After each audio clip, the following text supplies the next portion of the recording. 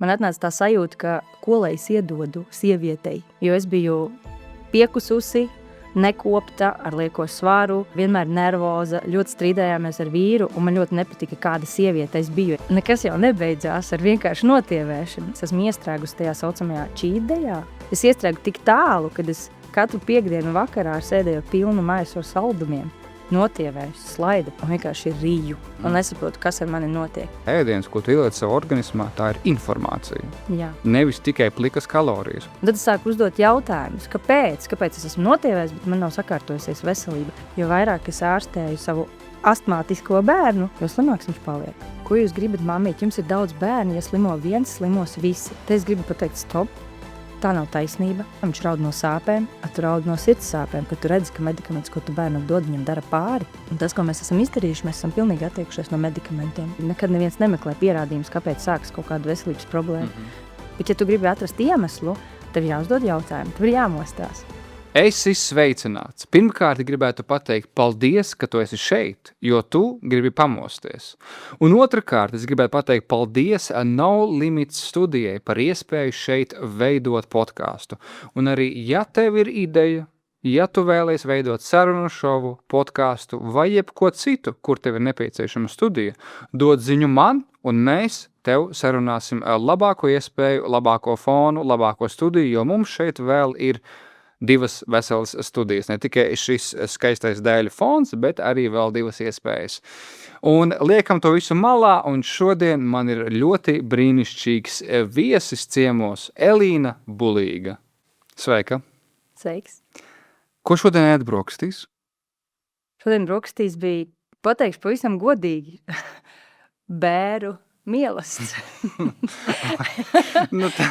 Sākam jau uzreiz tādās īstās interesantās noskaņās. Jā, patiesībā izklausās dramatiski, bet tieši tāds arī bija, jo vakar mēs atvadījāmies no ļoti, ļoti tuva cilvēka, no mūsu otrā opīša. Tad pēdējā gada laikā mēs esam zaudējuši manu tēti, un vakar mēs zaudējam vīru tēti, 12 mazbērnu opi, un viņi abi aizgāja 61 gada vecumā. 12 mazbērni? Jā. Vau, izsaka līdzjūtību. Paldies. Labi, kas vakar bija brokastīs vai citas dienas, kas mēdz būt tajās brokastīs? Vispār man ļoti garšo olas brokastīs. Es tāds olu fans jau no bērnības patiesībā. Super. Un kā pagatavo šīs olas? Vēršats. Kā patīk? Vēršats. Jo izrādās tad vislabāk uzsūcās, kad dzeltenums ir tāds mīksts, bet baltums ir pagatavots. Jā, man arī ļoti patīk, ja tīpaši arī vārītas olas, nevarat līdz galam, un tad smuki var atceros bērnībā. Man tēvs vienmēr deva to olu tā paņemt un hops, un ar karoti izēst to iekšpus, tas bija tā. Jā. Ļoti skaisti, jā. Pastāsti lūdzu, kāds ir tavs mērķis, kāpēc tu esi šeit šodien? Ko tu vēlētos pastāstīt, varbūt iesāc to savu ceļu līdz tam, kā tu nonāci tur, kur tu esi šodien? Pirmkārt, es pamanīju vārdu mosties, un tas man ļoti norezonēja, jo man ir tāda sajūta, kad ir pagājis kaut kāds laiciņš, un es esmu pamodusies šo kaut kādu laiciņu. Un mana pamošanās notika 8 gadus atpakaļ, kad piedzima mana meitiņa, mana vienīgā meitiņa, man ir 5 bērni, 1 meita un 4 dēli, un 3. bija meita. Un tad, kad viņa piedzims, viņu ieraudzīju, man atnāca tā sajūta, ka ko lai es iedodu sievietei. Jo es biju piekususi, nekopta, ar lieko svaru, vienmēr nervoza, ļoti strīdējāmies ar vīru, un man ļoti nepatika, kāda sieviete es biju. Es būtībā sevi pat nesaucu par sievieti. Un tā atklāsme bija tāda ļoti sāpīga, un tas bija tas moments, kad es sapratu, ka man vajag notievēt, kas ir neapzinātam cilvēkam, man liekas, tas ir pirmais, ko mēs sievietes gribam, notievēt, lai izskatītos labi.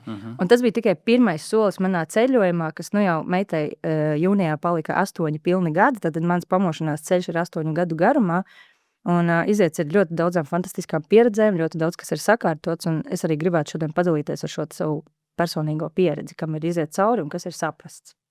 Kā tev šķiet, kāpēc tu biji tā persona, kuru tu nespēji nosaukt īsti par sievieti? Kas bija tas dzīves ceļš, kāpēc tu līdz tam nonāci?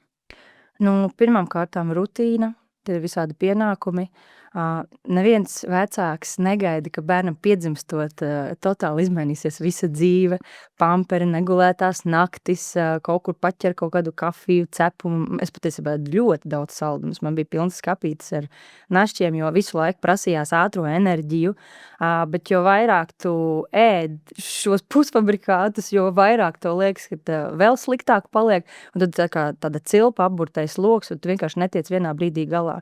Un savukārt pēc otrā bērna man ļoti strauji sāka pieaugt svars, jo izmainījās arī hormonālā sistēma. Es biju neapzināta, es tam īpaši nepievērsu uzmanību, jo man likās, ka ķermenis pats ar visu tiek galā. Es domāju, ka lielākā daļa cilvēku dzīvo šādu apziņu, ka gan jau viss sakārtosies, gan jau kaut kad viss būs labi. Jo pēc pirmā bērniņa svars man atgriezās 9 mēnešu laikā, neko nedarot. Un tur bija arī visi šie kaitīgie ieradumi. Savukārt pēc otrā bērniņa viņš sāka tā kāpt, līdz ar meitu man jau šis cipars pārsniedza 70 kg robežu, un tas bija mans sarkanais karoks, ka tā kā stop, tālāk vairs nevajadzētu iet.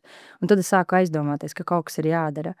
Un es mēģināju dažādos veidos, es mēģināju neēst saldumus, mēģināju tā kā mazāk kafiju lietot, es mēģināju sportot pati saviem spēkiem, jo es biju mājās, mamma ar zīdēnu uz rokām un vēl 2 maziem puisēniem.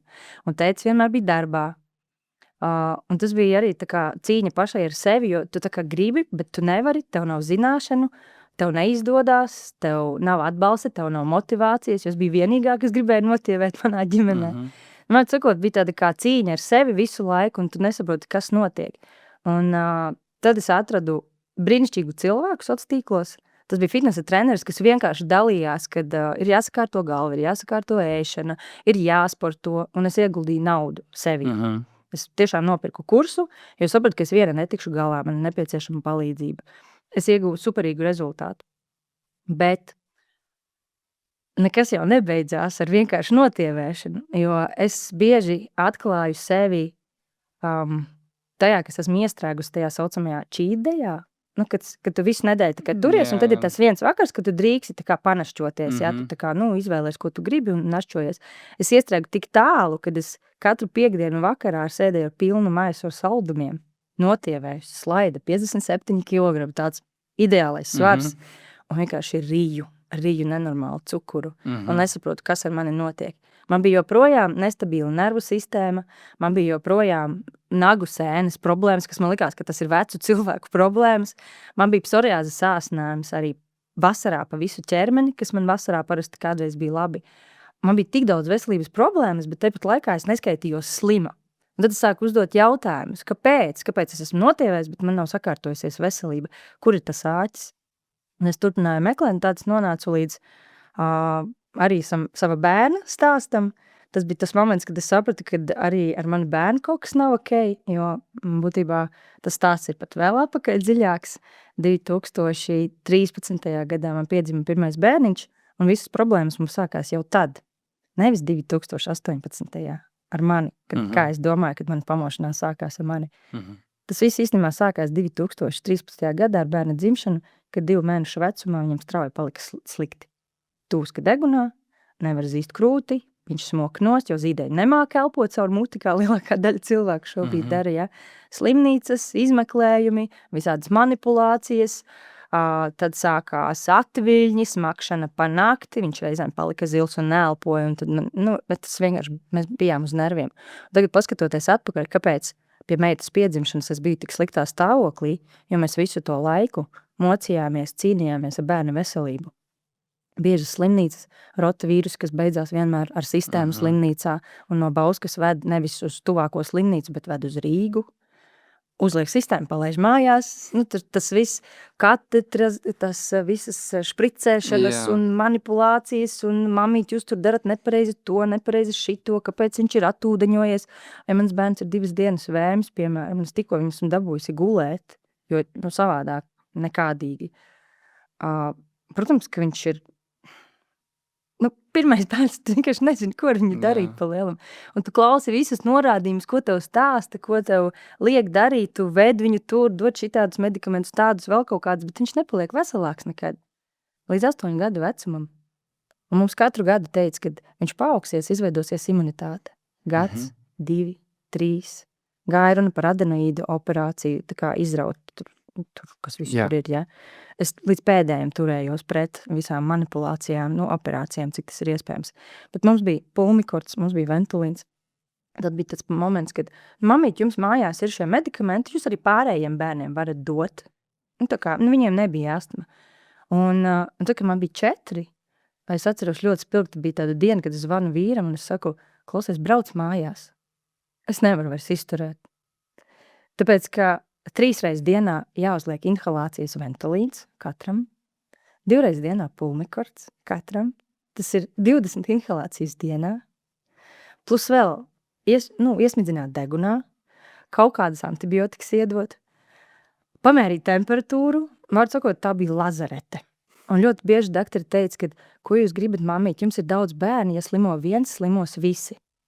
Te es gribu pateikt, stop, tā nav taisnība, tā nav mana šodienas taisnība, jo es esmu ļoti daudz izdarījusi pa pēdējiem 5 gadiem savā ģimenē, lai tā vairs nebūtu.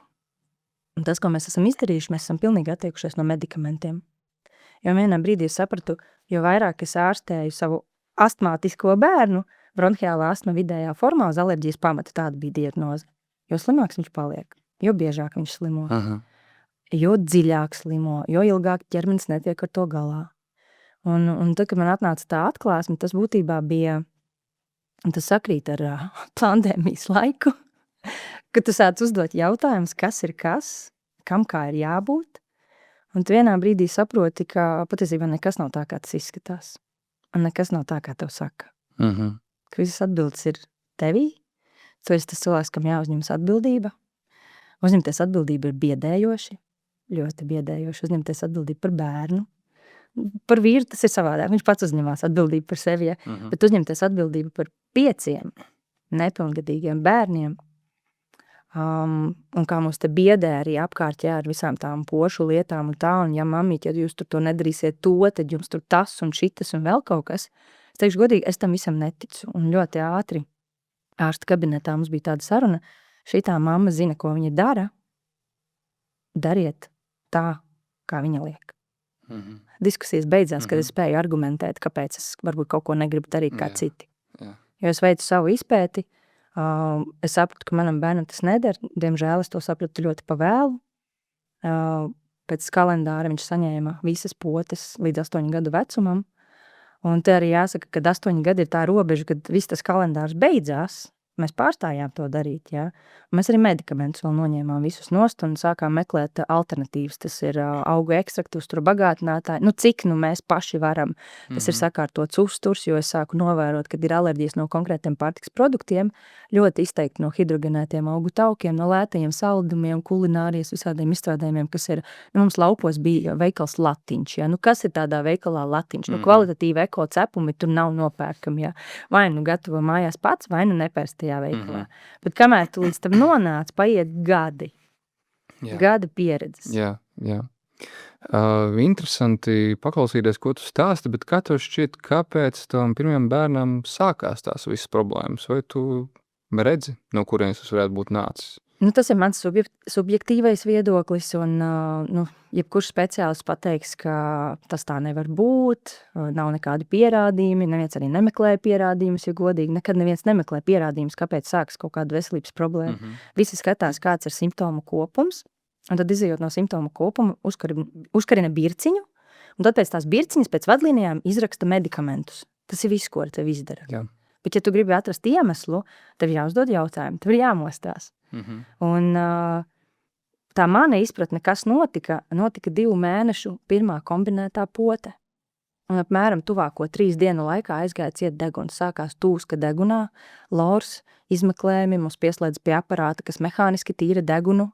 Viņš kliedz, nabas prākst ārā, mamī turiet nabulē, nav trūce, un viņam tikmēr tīra to degunu, un tu stāv blakus pie tā zīdeņa, un vienkārši izmisum un skaties un nesapratu, vai tas vispār ir pareizi, kas tiek darīts tajā brīdī.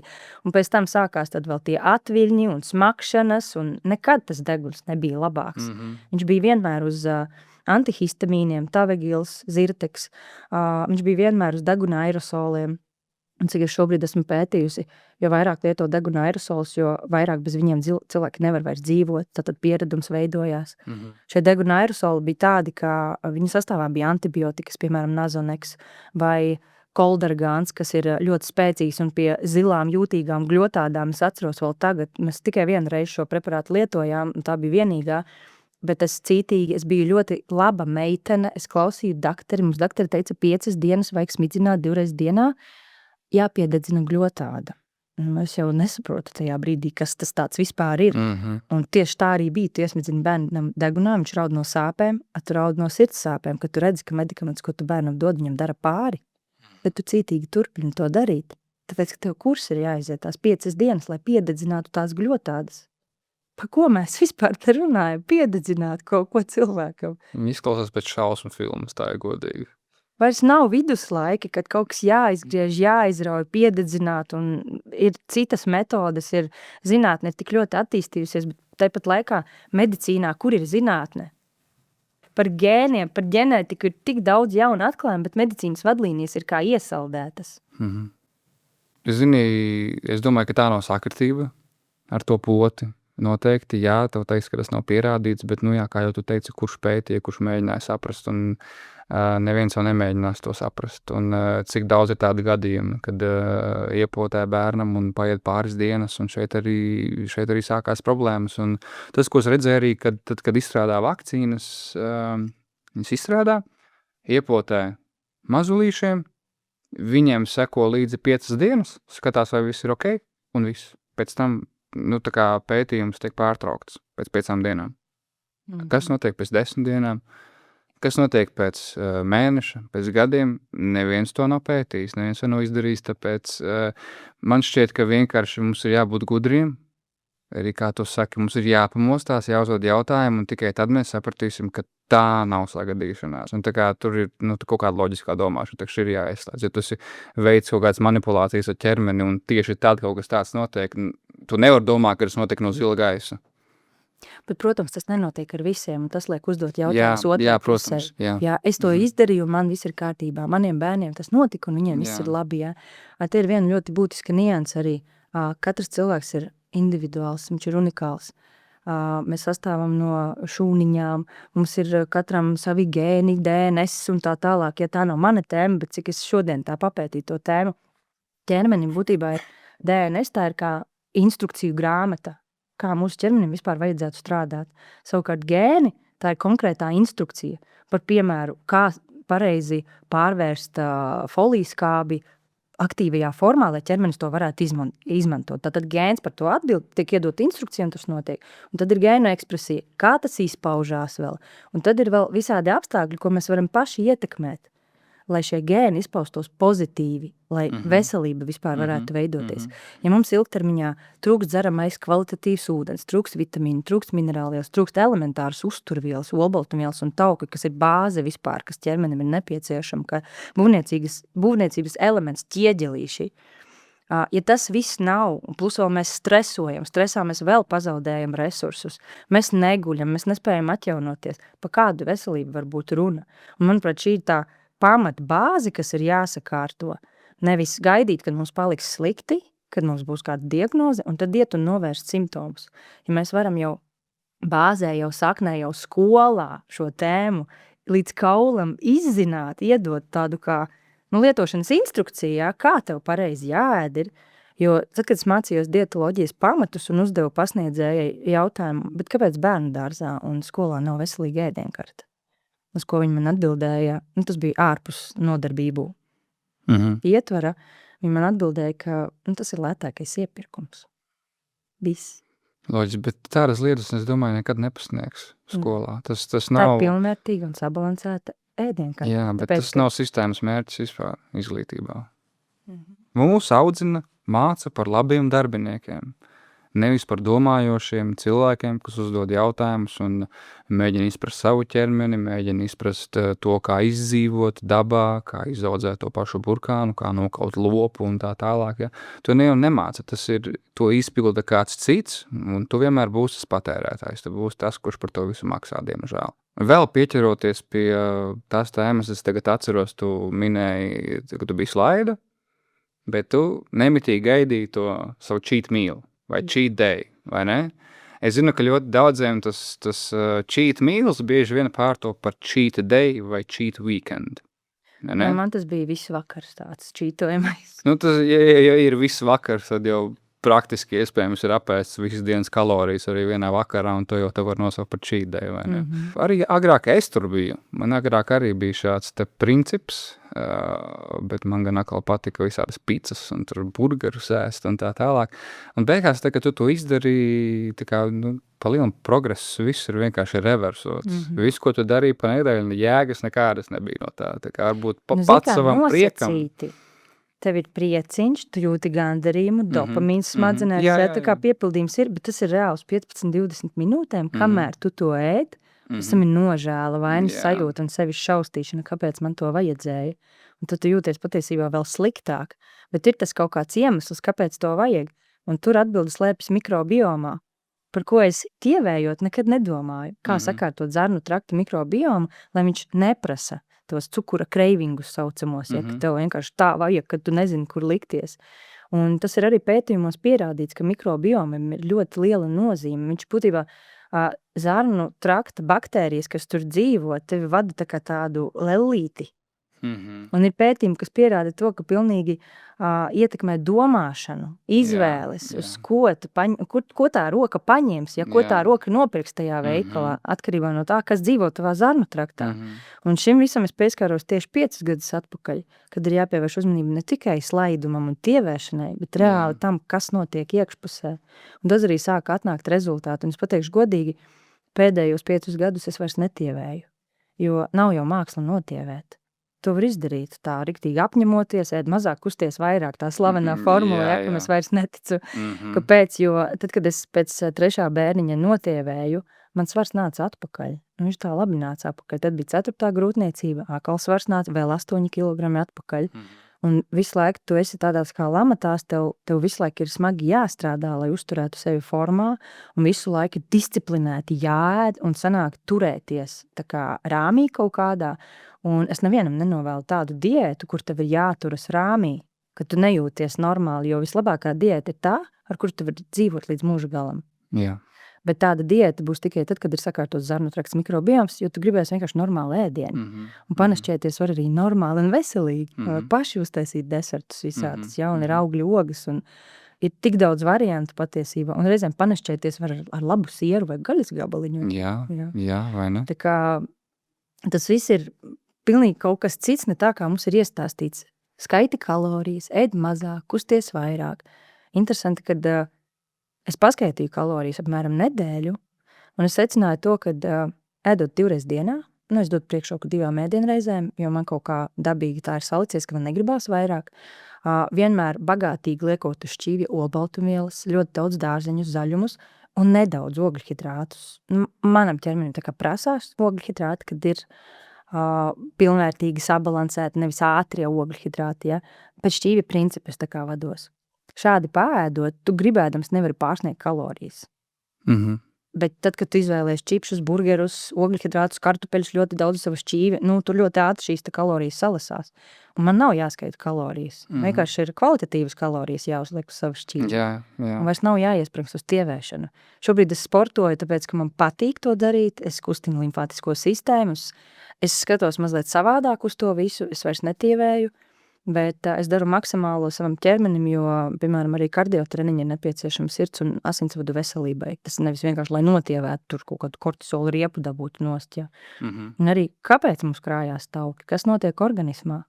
Jo tam visam ir iemesls. Man ļoti patīk šī teorija, ko ir izvirzījis homeopāts Hans Retzkeveiks, vācu homeopātijas pamatlicējs par homotoksikoloģiju. Ka ir vielas, kas organismā uzkrājas, un viņš ir izvirzījis teoriju par 6 organismu piesārņotības pakāpēm. Tātad, cik sūdīgi ēdienu mēs ēdīsim, piedod par izteicienu, bet jo sliktāks ēdiens, jo vairāk kaut kas uzkrājas tavā organismā, un jo grūtāk ķermenim ir to izvadīt ārā.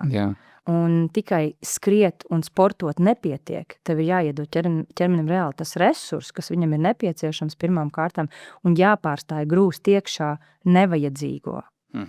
Un tādā veidā es pati atsekoju, kurā piesārņotības pakāpē ir mans ķermenis, un vienkārši darīju visu iespējamo, lai samazinātu šo toksisko slogu. Un uzturs te ir numur 1, bez tā nekādīgi. Jā. Jā. Tas modelis, ko tu minēji, skaiti kalorijas, kusties vairāk, viņš reāli strādā, bet viņi īstermiņā, jā, bet netiek stāstīt tā otra puse, ka tev tomēr jāskatās ir uz to kvalitāti, jo fitnesa industrijā un arī standarta uztura speciālis atvainojos, bet viņi to saka, skaiti savus kalorijas, ēd ogļhidrātus, enerģijai, skrien vairāk, kusties vairāk un tu notievēsi. Jā, tu notievēsi, bet cik vesels tu būsi pēc tam, kad tu būsi notievējis, vai ne? Vai tavs ķermenis tiek pabarots vispār? Jā, tu vari notievēt uz friškām, uz burgeriem, tu to vari izdarīt, bet cik kvalitatīvi tas būs, un vairāk tas, ka cilvēks, tā kā šķiet, ka viņi neaizdomājas to, ka ēdiens, ko tu ieliec savā organismā, tā ir informācija. Jā. Nevis tikai plikas kalorijas, un tas ir tas, kas man standarta fitnesa industrijā vienkārši riebjās. Un ļoti daudz iet pēc šī principa, ēd mazāk, skaiti kalorijas, kusties, bet neviens vēl nepateiks, ko tev vajag ēst. Jā, tev iedos kādas vadlīnijas, bet cik kvalitatīvs ir tas ēdiens. Vai viņi koncentrējās uz olbaltumvielām un tā tālāk. Atceros savu gadījumu, kad es pirms vairākiem gadiem izdomāju, aizējuši pie uztura speciālista. Pakonsultēties. Man tajā laikā es visu savu dzīvi esmu svēris 62 kg. Jā, līdz es kļuvu par karnivoru. Tad man uzreiz masa 15 kg pienāca klāt. Un tas visu dzīvi kaut ko centos, es biju iesprūdis, tur proteīna kokteļi, tur vairāk makaroni, vairāk rīsa ar visu, zini, tur brokoli vēl pa virsu. Nekas nestrādāja, nekad tas nestrādāja. Jā, varbūt es ēdu par maz kalorijas, bet mans metabolisms vienmēr bija tāds, to, ko tu apēd, tas arī tu pat ir ārā palielam, jā. Davai aiziesim, pakonsultēsimies. Es kaut ko jau pats sapratu tajā laikā, es nebiju galīgs muļķis, un es stāstu tam cilvēkam, ko es tur ēdu, ko es dzeru un tā tālāk. Es te pasaku, stariņu laikā dzeru, es saku, es dzeru dabīgo izotonisko dzērienu. Ūdens, Himalaju sāls, citrons piespēs, medus, elektrolīti. Ļoti vajadzīgs dzēriens. Tas cilvēks tā, pamēģini padzert pliku ūdeni. Kāpēc? Kāds ir pamatojums? Kāpēc? Un pēc tam man iedeva standarta uztura piramīdas šito plakātiņu. Vādies pēc šī. Un tā kā man tad nebija šo zināšanu, kas man ir šodien. Galīgi man pat puse nebija no tā, ko es zinu šodien. Man tad jau bija tāds, es vairs neiešu uz turien. Tā kā tas nav normāli, kad man te piramīdas apakšdaļā ir graudu ēdieni, maize un olbaltumvielas ir tikai pašā augšā, jā, tā kā, kas ir pēdējais, pie kā jāpieskarās. Un līdz ar to man pašam, kad es sāku to savu ceļu, man arī sāka rasties jautājumi, kāpēc tā ir. Es visu šo te uzmeklēju internetā un arvien vairāk tieši, ja mēs runājam par mani, par to, kāpēc esmu karnivors. Un visur ļoti daudz jauni podkāsti nāk visādiem ekspertiem ar pieredzējušiem cilvēkiem, kuriem ir izmainījušās dzīves un tā tālāk, un ka tas ir vislabākais uzturs bez mazvien. Protams, mēs visi esam individuāli, vai ne? Jautājums, cik ļoti tu esi pamēģinājis to, jo, manuprāt, tas varētu derēt lielai daļai, vienkārši liela daļai negrib to darīt, jo tas ir grūti un ēst tikai gaļu, tas prasa nenormālu raksturu. Bet līdz ar to man sakārtojās hormoni, līdz ar to man arī kreivingi pazuda. Līdz šai dienai, 1,5 gada laikā, man nav bijis neviens našķis, pilnīgi absolūti zero, un es arī negribu. Man nevajag, un es ēdu tāpat kā tu 2 reizes dienā. Es pārēdu no rīta, nesteidzoties, zini, kā, ja man no jāskrien uz darbiem, es pārēdu ap 12, 1, pirmā maltīte, un pēc tam vakarā ap 6 nākamā maltīte. Un viss, un esmu piepildīts, esmu vesels, man viss sanāk, man viss izdodās, un tad te uzreiz tas pretstats, par ko es iesāku runāt. Kalorijas pret kvalitāti. Tie ļoti daudzi nesaprot to, ka gaļā, it īpaši orgānos, ir pilnīgi viss uzturvielas. Jā, bet tu pieminēji, it īpaši orgānos. Jā. Daudziem ir tā pretreakcija, ka tos orgānus. Man arī negaršo. Es vakar tieši atsaldēju jēlu lielopa grass-fed aknu, griezu šķēlītēs un vienkārši ēdu kopā ar ūdeni. Un tur ir arī B-grupas vitamīni, būtībā visi, kas cilvēkiem ir nepieciešami. Jā, C vitamīns tur ir arī vairāk. Jā. Zini, kā ļoti daudz reiz uzdod jautājumu, kur C vitamīnu tu ņem? Cilvēki nezina, ka gaļā ir C vitamīns, īpaši tajās pašās aknās. Es ka aizkuņķi dziedzeres, man liekas, tas ir, kur ļoti daudz C vitamīnu esot, kad savā laikā senās civilizācijas esot ziemā, kad īsti nav ko ēst. kad viņi to aizkuņģa dziedzeri tā kā sadala tur pa drusciņai visiem, un tad ir C vitamīns diezgan bagāts. Jā, Es varētu neesmu tā izpētījis būt, smalki, bet jā. es pieļauju, ka tā arī ir, ja Jā. te tā kā visu dzīvnieku, nevis tikai tur kaut kādu fileju, ja, kas ir mūsdienās veikalā iegāja, paņēma fileju un viss, tad tiešām var uzņemt arī visu. Bet šeit ir vairāk tas psiholoģiskais, un Nu jā. manuprāt, kāpēc es neesmu karnivore, bet vairāk tā kā skatos uz to, pilnvērtīgi, jā, un sabalansēt ēdienu, ka es tā viņu saucu, bet es pieļauju, ka arī pareizi ēdot gaļu, karnivoru ar visiem orgāniem, tas arī ir pilnvērtīgs uzturs. Bet te ir tā pārējie cilvēkiem nepieciešama, jo tu esi gadiem dzīvojis uz nepareizes ēdienu, kad tev zemapziņā vienkārši tas Jā. ir. Tāpat uztura piramīdi, ja, apakša, bāze, 55% uztura piramīdas ir ogļhidrāti. Viņi vienkārši ir tev, galvā. Tā, ka, kas ir zemapziņa vispār? Ir apziņa un ir zemapziņa. Tu nekontrolē, kas tajā zemapziņā tur ir. Tu vari apzināti censties neēst maizi, bet zemapziņā tev ir maize. Maize tevi pabaros, maize tev iedos sātu. Visas vecās programmas, kāpēc vispār uztura piramīdā ir maize? Jo ar maizi bija iespējams lētāk un vairāk pabarot cilvēku masas, krīzes apstākļos pēc kara. Bada laikos. Bet mums šobrīd nav bada laiki, mums nav krīze, mums nav senču laiki, ja, kad izēj tukšu šķīvi, visu līdz galam, lai nav Skaties, bet ir cilvēki, kas dzīvo nabadzībā, un viņiem tā maize būs vajadzīga. Tā kā kuram tie bada laiki. Tā Lielākā daļa globāli. Latvijas, manuprāt, šobrīd dzīvo nabadzībā. Un tā ir vēl viena tēma, pie kā arī mēs ģimenē esam ļoti strādājuši. Ja es būtu palikusi algotā darbā, kur es biju pirms kaut kāda laika, un vīrs būtu palicis savā, ņemot vērā cenu izmaiņas, visu ekonomisko nestabilitāti, kas pa pēdējiem gadiem ir bijusi, mēs būtu vienkārši bankrotējuši kā ģimene. Un mums ir 5 bērni, kas ir jābaro, un pašiem arī gribās, un mums negribās ēst lētākās rafinētās eļas, jo tas ir omega-6, tas ir iekaisums organismā, tas ir jau defaultā skaitis, ka tieši tā būs, jo tagad ļoti daudz runā par omega-3 un omega-6 balansu, ja viņš nav Latvijā, mums arī uztur speciālisti, kas pasniedz dietoloģijas kursus, pateica, ka mums ir 1:20 Latvijā, tā ir vidējā Latvijas statistika, kur jābūt 1:1 ideāli, vai 1:2 labākajā gadījumā. Lūk, un ja mēs apzināti lejam lejam pilnu pannu ar omega-3, omega-6 eļām, tad kāpēc mēs brīnamies, ka mums ir hroniski iekaisumi organismā? Es varu nedaudz papildināt omega-6, kā tas iekais. Tas ir iekaisuma signāls, kurš mums savā veidā ir kaut kādos noteiktos apstākļos vajadzīgs arī organismam. Šitā. Jā, pieņemsim, kaut kādā trauma, jā, tad to omega-6 uzlec, tas ir uzreiz iekaisuma signāls, kas ir, ķermenis sāk strādāt, vai ne? Bet šo te omega-6 vēl paceļ ne tikai ēdiens, bet arī stress. Arī šitās visas smukās gaismas, arī, ja, kas paceļ ne tikai kortizolu, bet arī iespējams to omega-6 un klusais stress un tā tālāk, tāpēc nav brīnums, kad omega-6 var būt augsts, pat ja tu, piņasim, uzturā nelieto nemaz tik daudz viņus, teiksim tā, tāpēc var gadīties, ka, es savu laiku salīdzinoši nesen, man tagad nebūs reklāma, bet ir tāds viens ļoti populārs uzturbagātinātāju uzņēmums, tāds dārgais gals. Man piedāvāja veikt testu šo te attiecību. Protams, tas viss ir mārketings. Tur kādreiz es nešaubos, ka viņi var grozīt to attiecību testu, lai tīri tāpēc tam var piedāvāt šos te produktus. Bet nevienam cilvēkam nekad nebūs perfekta attiecība. Diemžēl mūsdienu pasaulē, tīpaši pilsētas vidē. Jo man bija 1:32, kā veselīgam karnivoram. Jā, kāpēc? Man ir diska trūce. Man bija 1:11, neveselīgi dzīvojot. Redzi, tas ir katram ir tas savs, ja, un man ir diska trūce, jau vairāk kā 10 gadus. Tas jau ir savs iekaisums, arī tas arī var pacelt omega-6. Man ir arī taisnās muguras sindroms un nelielas skoliozes starp lapsiņam. Tas arī kaut ko tur var iedot, cik es saprotu. Plus man ir visu laiku stress starp ekrāniem. Es esmu katru dienu starp ekrānu, un tas jau arī var pacelt šo iekaisuma signālu. Tāpēc tur nav brīnums. Un tas ir tas, ko es gribu teikt.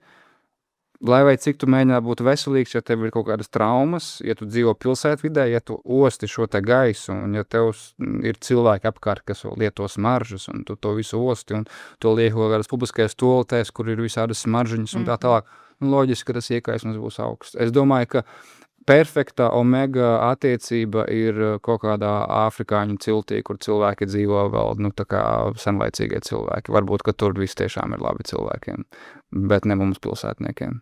Pilsētniekiem tas vairs nav reāli. Tāpat kā mums cenšas iestāstīt, ka veselīgs sabalansēts uzturs mums nosiks visus uzturvielu deficītus, tas nav reāli. Vienkārši, jo arī par tiem gēniem drusciņi atgriežoties atpakaļ, ir arī, piemēram, tas, ko es pētu pēdējos gadus saistībā ar savu dēlu un pašai sevi, jo man ir šis gēna polimorfisms, tas ir MTHFR.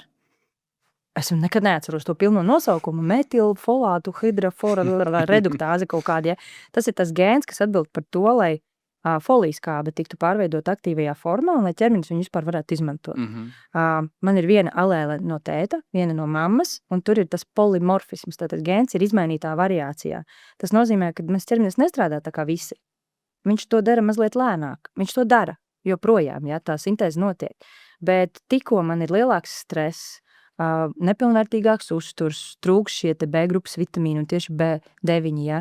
Vai ja es uzņemu sintētisko folijas kābi, ko visām grūtniecēm pēc kārtas vadlīnijās rakst iekšā, ja? Manam ķermenim nedara sintētiskā, man ir nepieciešama folātu forma, aktīvā, lai mums ķermenis efektīvi vispār varētu to pārveidot. Un kas ir interesanti, kad folijas kābe un vispār B grupas vitamīni piedalās ne tikai labai nervu sistēmai, kā visi domā B grupa, nervu sistēma, tur enerģijas padeve un tā tālāk. B grupas vitamīni ir nepieciešami, lai vispār aknas varētu labi darīt savu darbu un attīrīt organismu. Tad, ja man trūks uzturvielas, mans ķermenis nespēja kvalitatīvi attīrīties, un tam ir jāpievērš uzmanība. Tad ir jānovēro jau pazīmes un simptomi, ka ķermenis kaut ko nevar. Tas ir, piemēram, enerģijas trūkums, tas ir nogurums, patstāvīgi, grūtības koncentrēties. Jau, tādas pirmās pazīmītes, kad rāda, ka ķermenim kaut kas nav kārtībā. Un mēs, kad pievēršam uzmanību savam ķermenim, tad, kad mums ir slimība, tad, kad jau temperatūra, tad jau tur kaut kāda nieza, pleķi, vēl kaut kas, tad mēs ejam pie ārstiem un prasam, ko es te varētu padzert, jā. Ja patiesībā kaut ko padzert vajag visu dzīvi. Tas ir labu ūdeni ar minerālu vielām, ja nevis vienkārši pliku ūdeni, bet tiešām minerālu vielām ir ļoti liela nozīme, jo ūdens vispār daudz efektīvāk šūnās uzsūcās tieši tad, ja ir minerālu vielas, ja ir šie te elektrolīti. Un par to jau nekur skolā nestāstīja, to tur parādīja, kur ir aknas, kur ir sirds, kur vēl kaut kāda elementāra anatomija, ja, un visu, un neviens jau neatceras pēc tam vairs neko no tā visa. Jā, ja tu gribi padziļinātāk, tad ej un maksā par to. Jā, tad ej augstskolā un maģistros un 1000 maksā, bet ja tu vienkārši gribi priekš sevis zināt, kurš ies uz augstskolu un aiziet pie uzturu speciālista, kurš tev iedod ēdienkarti uz 2 nedēļām. Cik te nedēļas tu ēdīs tās 2 nedēļas? Tā kā 2, jo cilvēkiem, diemžēl, ja viņam iedod zivi, bet neiedod makšķeri, viņš no tās zivs neizdomās, kā uztaisīt makšķeri un kā sākt pašam šo ēdienkarti veidot. Un tāpēc es tā kā pati meklēju informāciju, lai zinu, kā man saviem bērniem to visu nodot. Vīrs no 105 kilogramiem šobrīd ir uz 85, tas ir šo pēdējo gadu garumā. Es no 72 uz vidē 59, tā plus mīnus tur mēs staigā, bet turot 60 ir mana jaunā robeža, ja? Neiesprinkstots un netievējot, bet vienkārši apzināti sekojot visam līdzi. Un bērniem savukārt, ar bērniem nav tik vienkārši, es gribēju teikt vienkāršāk, bet patiesībā ar bērniem ir sarežģītāk, jo viņi ir skolas vidē. Viņi redz citus bērnus, kas visu dienu velk no somas batoniņus, kolas, neiet uz kafejnīcu aiz pusdienas, viņiem mamma ir batoniņu iedevusi, jo no tā viņam ir enerģija. Es patī savulaik peitas klasē novadīju skolotāju dienā par uzturu. Vienkārši aizvietoju skolotāju dienā, un mēs tur runājam par veselīgu uzturu, mēs zīmējam uzturu šķīvi. Visi bērni zina, kā ēst veselīgi. Viņi ir fantastiski šajā visā. Bet tikko viņi iziet no klases ārā, tā ir kola, tā ir batoniņš, pusdienās baksta savus rīsus, mērc ar gaļiņu virsū neuzliks, salātus lielākā daļa neēd. Diemžēl, ja jebkurš cilvēks ir vidē, kur ir tādi visi, viņš sāk izdarīt savus secinājumus, sevišķi bērns, kas nav apzinātā vecumā. Kāpēc citi var un mēs nevaram? Jā. Kāpēc citiem ir normāli vecāki, bet jūs neesat? Kā grūti jau tam bērnam ir kaut ko iestāstīt, tieši tāpēc, kā tu saki, tu apkārt vide ir citādāka, normāla vide, jā, kā visi pārējie. Un tu jau izej ārā un tas klases, un tev tur priekšā ir aparāts, no kura tu vari paņemt koliņu, šokolādīti. Tas pats stāsts arī tu ieej slimnīcā, tur arī uz katru stūri ir šitie te aparāti. Un tā kā tad viena sistēma baro otru sistēmu, un tas viss iet uz riņķi. Nu, tā kā, kāpēc, pieņemsim, aptiekas ir veikalos, parastajos pārtikas veikalos? Viens, kas tevi indē, otrs tevi ārstē. Nevelt.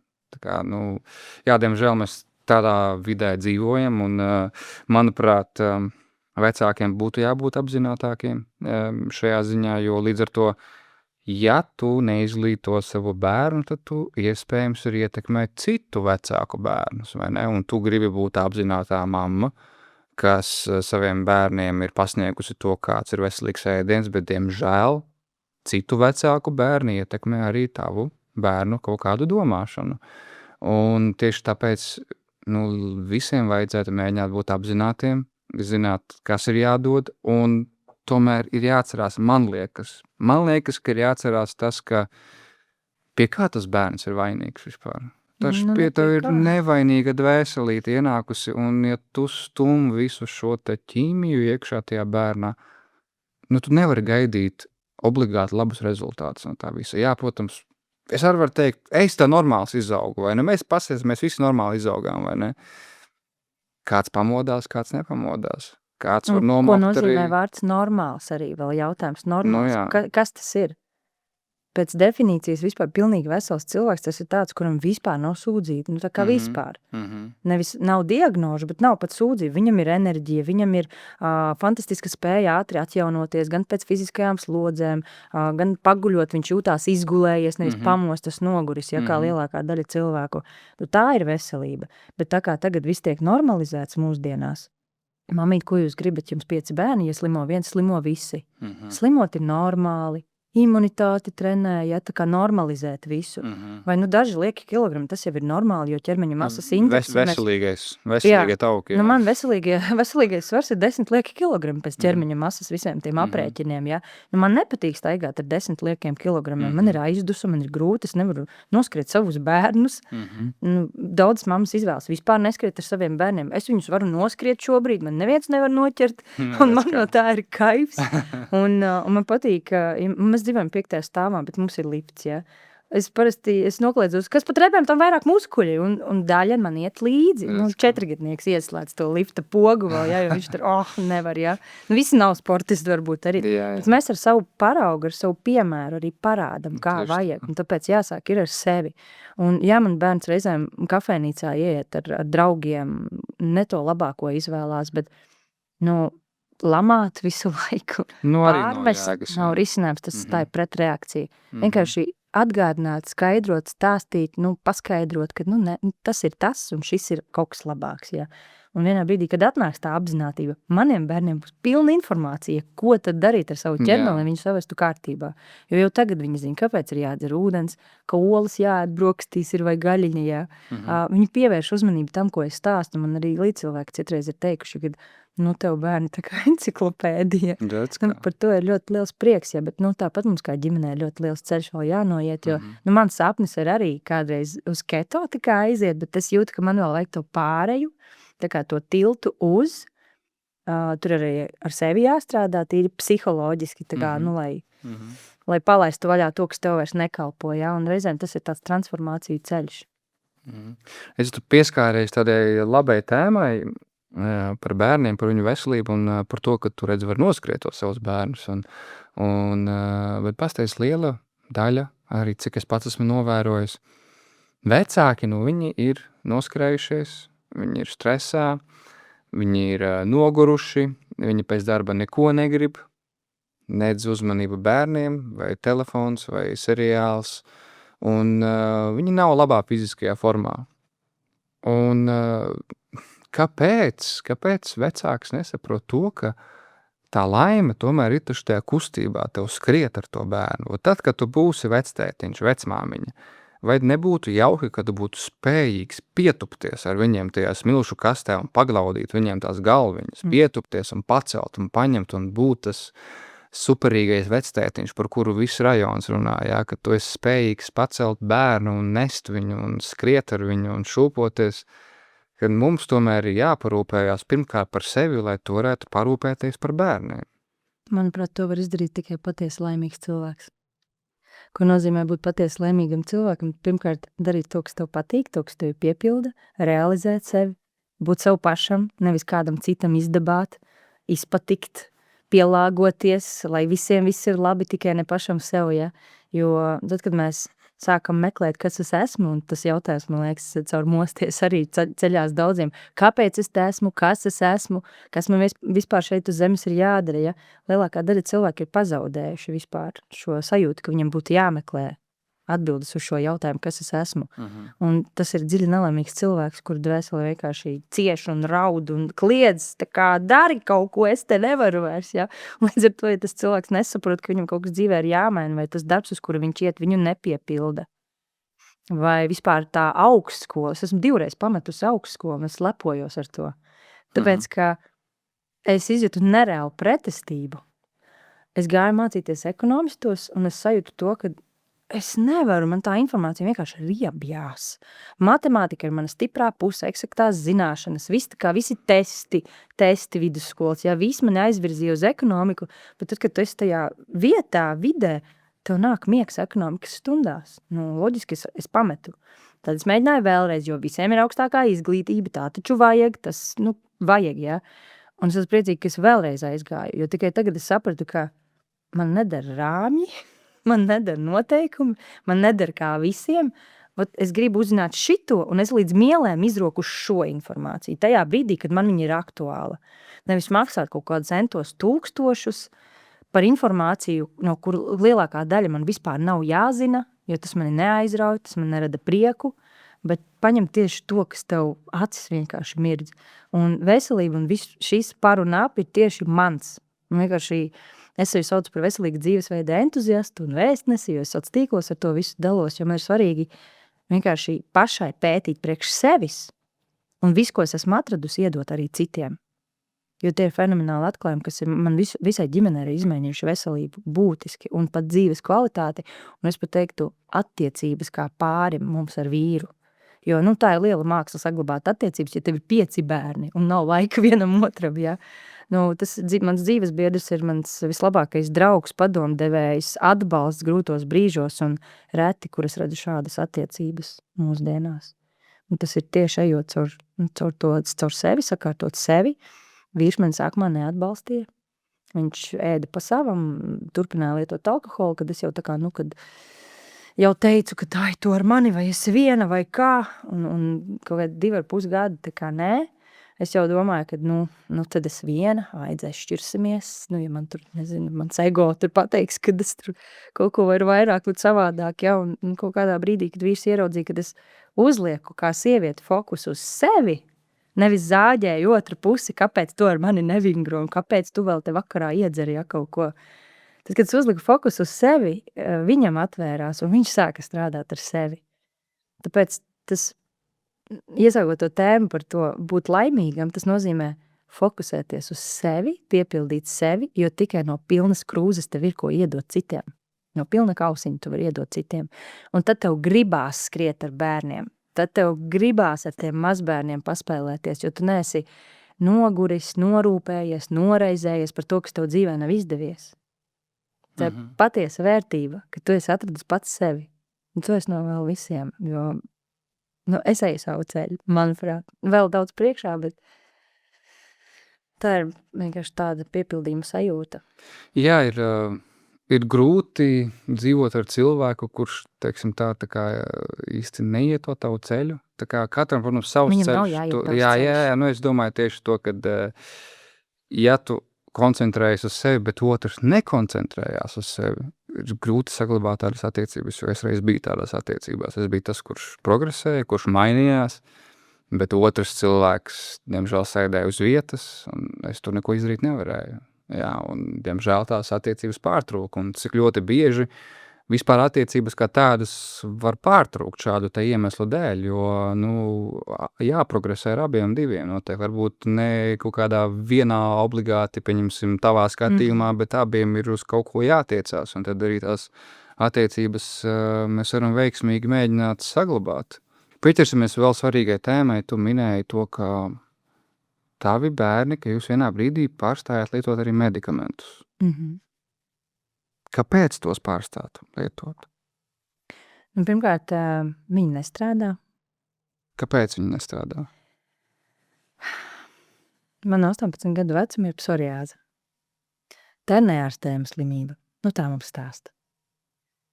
Bet es ticu, ka būs diena, kad man viņas vispār nebūs. Vienkārši es esmu ceļā vēl uz šo. Pirms apmēram 3 gadiem es arī pati pilnīgi atteicos no medikamentiem, jo man vienkārši atnāca apziņa, ka, ja tu no 18 gadiem lieto medikamentus, apmēram 18 gadu garumā tas bija, ja tu viņus turpini lietot, bet tev pārstājot lietot paliek sliktāk un ir sāsinājumi, tad ko vispār dod medikamenti? Un kortikosteroīdu smēres, ko smērē psoriāzes gadījumos, tur ir blakņu saraksts. Un viens no blaknēm ir kaulu blīmuma samazināšanās. Tas ir nopietni. Es negribu trauslus kaulus nākotnē. Protams, man ir nepieciešams kalcijs, olbaltumvielas un minerālvielas. Tur ir ļoti daudz faktoru, kas ir vajadzīgi. Ja, un arī padzert pliku ūdeni. Ko tas nozīmē maniem kauliem? Padzert pliku Skalo ūdeni. ārā minerālus. Skalo ārā minerālus. Jā. Par to neviens nestāsta, bet cilvēki gadiem dzer krānu ūdeni, kur nav īpaši minerālvielu. Iepriekšējā podkāstā Kristīna Duņets vispār teica, ka krāna ūdens tas ir kā tehniskais šķidrums. Es viņai pilnīgi piekrītu. Jā. Mums laukos bija ļoti labs dzeramais ūdens, un vienā brīdī nomainījās apsaimniekotāji, un kas notika? Bija Ziemassvētki vēl pie tam, jā, pirms brīvlaika tur un tā. Pēkšņi palika dzeltens ūdens. Un tas ūdens tāds bija visu Ziemassvētku brīvlaiku. Un tajā brīdī es pieņēmu lēmumu, ka nekad vairs krānu ūdeni. Lai gan viņš bija labs un garšīgs, un arī tur pēc mērījumus visādus veids un sekoju tam līdzi un bagātināju ar minerālvielām, bet tas fakts, ka pēkšņi vienā dienā viņš vienkārši paliek dzeltens un tev neviens nevar atbraukt un nevar paskaidrot, kas notika un ko tad tie iedzīvotāji tur dzēr, jo mēs no tās dienas sākām pirkt ūdeni. Jā, mikroplasmas un tā, bet tev ir jāizvēlās kaut kāds mazākais no ļauniem apmēram, jo avot ūdens bauskā nav. Visa zemgale ir tik ļoti apstrādāta augsne, ka tur nav vienkārši avotu, ko paņemt. Un visā Latvijā ir vieni un tie paši gruntsūdeņi. Pa kādiem avotiem mēs vēl runājam mūsdienās? It kā var būt, bet tāpatās tam ir ļoti jāpievērš uzmanība. Un ar ūdeni man vispār ir īpašas attiecības, jo es kādreiz nedzēru vispār ūdeni. Tā ka vispār.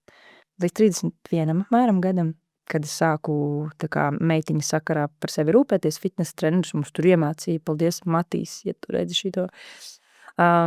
Matīs Bārtulis, mans pirmais cilvēks, kas atvēra acis reāli uz visu, kad ne tikai ēd mazāk, kusties vairāk, bet sakārto galvu, domā vispār, ko tu skaties, ko tu klausies, un tad es sāku lasīt grāmatas, es sāku lasīt par uzturu, par Julie Andersonu, par mikrobiomu, Zarnu Šarmstu ir man mīļākā grāmata, un nāca viena pēc otras grāmatas literatūras ārsti, zinātnieki, kas tas nav ezotērika, kaut kā tie ir ārsti un zinātnieki, kas iedod citu skatījumu. Es caur šo vados.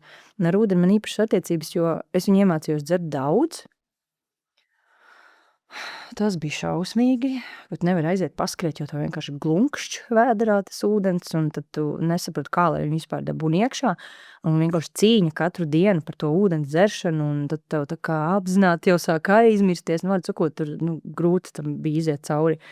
Un tad vienā brīdī sāku viņu dzert savādāk un sāku pievērst uzmanības minerālvielām, sāku pievienot ūdenim minerālvielas, un tolaik man bija reiboņi, pēdējais 5. bērniņš, kura laikā es sāku eksperimentēt ar uztura bagātinātājiem. Man bija reiboņi grūtniecības laikā 4. mēnesī, un es sāku dzert mineralizētu ūdeni, man nedēļas laikā pārgāja reiboņi. Tā vienkārši. Tad es sapratu, ka laikam tā minerālvielām ir nozīme tajā ūdenī. Tā galvas sāpes arī var būt. Man nav viņas bijušas 5 gadus. Jau. Man bija kroniskas galvasāpes, un pēdējās galvasāpes beidzās ar ātro palīdzību un neirologa receptīti 2 tabletēm migrēna.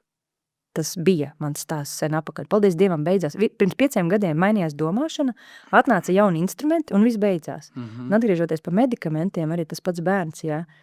Ja tu 8 gadus ārstē astmu. Ārstē, bet neizārstē. Un blakņu sarakstā, mammas mīļās, izlasies, kas ir blakņu sarakstā. Astma. Vienkārši tu pamosties vienā brīdī un saproti, ka bļāņas, nekas jau trakāk nenotiks, ja tu pamēģināsi kaut ko citu. Mēs pamēģinājām kaut ko citu. Mums atnāca rezultāts dažu mēnešu laikā. šobrīd mans vecākais dēls ar šo diagnozi grāmatiņā, tie, kas netic, Rečekas un visi pārējie, brauciet pie mūsu ģimenes ārsta, lasiet medicīnisko grāmatiņu, jo es liekot roku uz sirds, varu pateikt, ka manam bērnam vairs nav astma, viņš ir peldētājs, iet boksa treniņos, jā, mēs vēl mācamies elpot pa degunu, jo tas ir atstājis sekas 8 gadi mutes elpošana, jā. Vēl mums mazliet ir alerģija uz ādas, jo, kad tur omītas, opīši un viss kaut kas, un visādi nepārāk labas uztur izvēles, ka pusaudzims nevar daudz ko ietekmēt, ja. Tad ir kaut kādi pleķi uz rokām, bet ar to mēs tiksim galā, kad beigsies vasara, ķersimies klāt. Man sakot, esam mēs atbildējis jautājumu, kāpēc mēs atteicāmies no medikamentiem. Jā, man jau ir vairāk kā skaidrs, kāpēc atteikties no medikamentiem, es vienkārši gribu, lai citi cilvēki pastāst savas pieredzes un tā tālāk. Kas mums ir kā alternatīva? Mums ir auga ekstrakti. Tie ir uzturbagātinātāja formā, auga ekstrakti. Daudzi saka, uzturbagātinātājiem nav pētījumi, es gribu pateikt bullshit. Uzturbagātinātājiem zīmoliem nav jābūt pētījumiem, zīmoliem. Buņģiņām nav jābūt pētījumiem. Pētījumi ir katrai bioloģiski aktīvai vielai, kas ir tajā konkrētajā produktā. Un šie pētījumi ir jāmeklē, piemēram, par to pašu organismu attīrīšanu runājot. Artišoka ekstrakts, kas ir aknām ļoti labvēlīgs, pienenes saknes ekstrakts. Jā. Mūsu ģimenē kā alternatīva elpceļa problēmām ir skudrukoka mizes ekstrakts, kas arī pētījumos ļoti labi sevi parāda ne tikai pret baktērijām, bet arī pret vīrusiem. Un mēs tiekam galā dažu dienu laikā, tiešām 2-3 dienas, un mēs visi esam uz kājām. Un man lielākā uzvara tiešām tas, kad nav bērnam šī diagnoze vairāk. Un tāda niknāka slimība, kas mums ir piemeklējusi pa šiem gadiem, ir bijis gripa pagājušajā gadu rudenī šim pašam vecākajam dēlam, bet tikai viņam, nevienam citam nē. Mums mājās bija gripa, bet pārējiem nepielipa, jo tas ir atkarīgs no tavas imunitātes, no tava mikrobioma, no tā, kā tavs ķermenis tajā brīdī tiek galā ar konkrēto saslimšanu. Un reizēm viņš tiek fenomenāli labi galā, un tev pat nav man pat rotovīrusu neķerās no bērniem klāt, ja kāds viens ir atnesis mājās kaut ko. Mums ir arī savi mehānismi, algoritmi, ko es daru, čik ātri visiem kaut ko iedodu, un viss beidzās dažās dienās. Gripa vispār ļoti interesanta tēma. Es iesaku izlasīt kādreiz grāmatu The Invisible Rainbow, ko es sāku tagad lasīt, un tas ir stāsts par elektrību. Kādā ziņā? Elektrība mums apkārt, ekrāni, gaismas un tā tālāk ietekmē arī mūsu veselību, bet par to nerunā.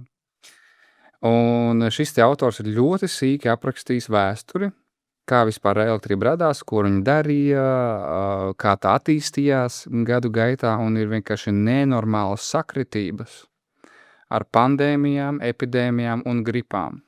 Spāņu gripa. Spāņu gripa, tur nomira 500 miljardus cilvēku. Tika tornis uzsliets. Jā, tika uzsliets tornis. Mēs esam vienā informatīvajā laukā visu laiku bijuši. Lūk, tieši, un tajā laikā arī ārsti, viņi lauzīja galvas. Kāpēc tā gripa te ir, kāpēc viņa pirmkārt izplatās ātrāk nekā cilvēks ceļo.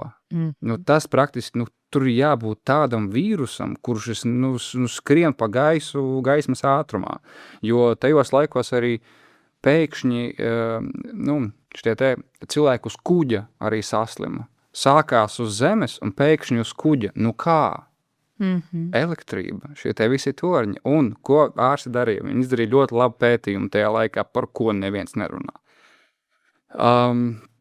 Tā kā bija tā spāņu gripa, viņi paņēma vairākus saslimušos, izņēma viņiem puņķus no deguniem, asinis paņēma arī kaut ko gļotādu no kakla, un brīvprātīgiem veselajiem cilvēkiem šo te visu iedeva dzert vai iebāza viņiem tajā pašā degunā vai arī rīklē to pašu iesmērēja.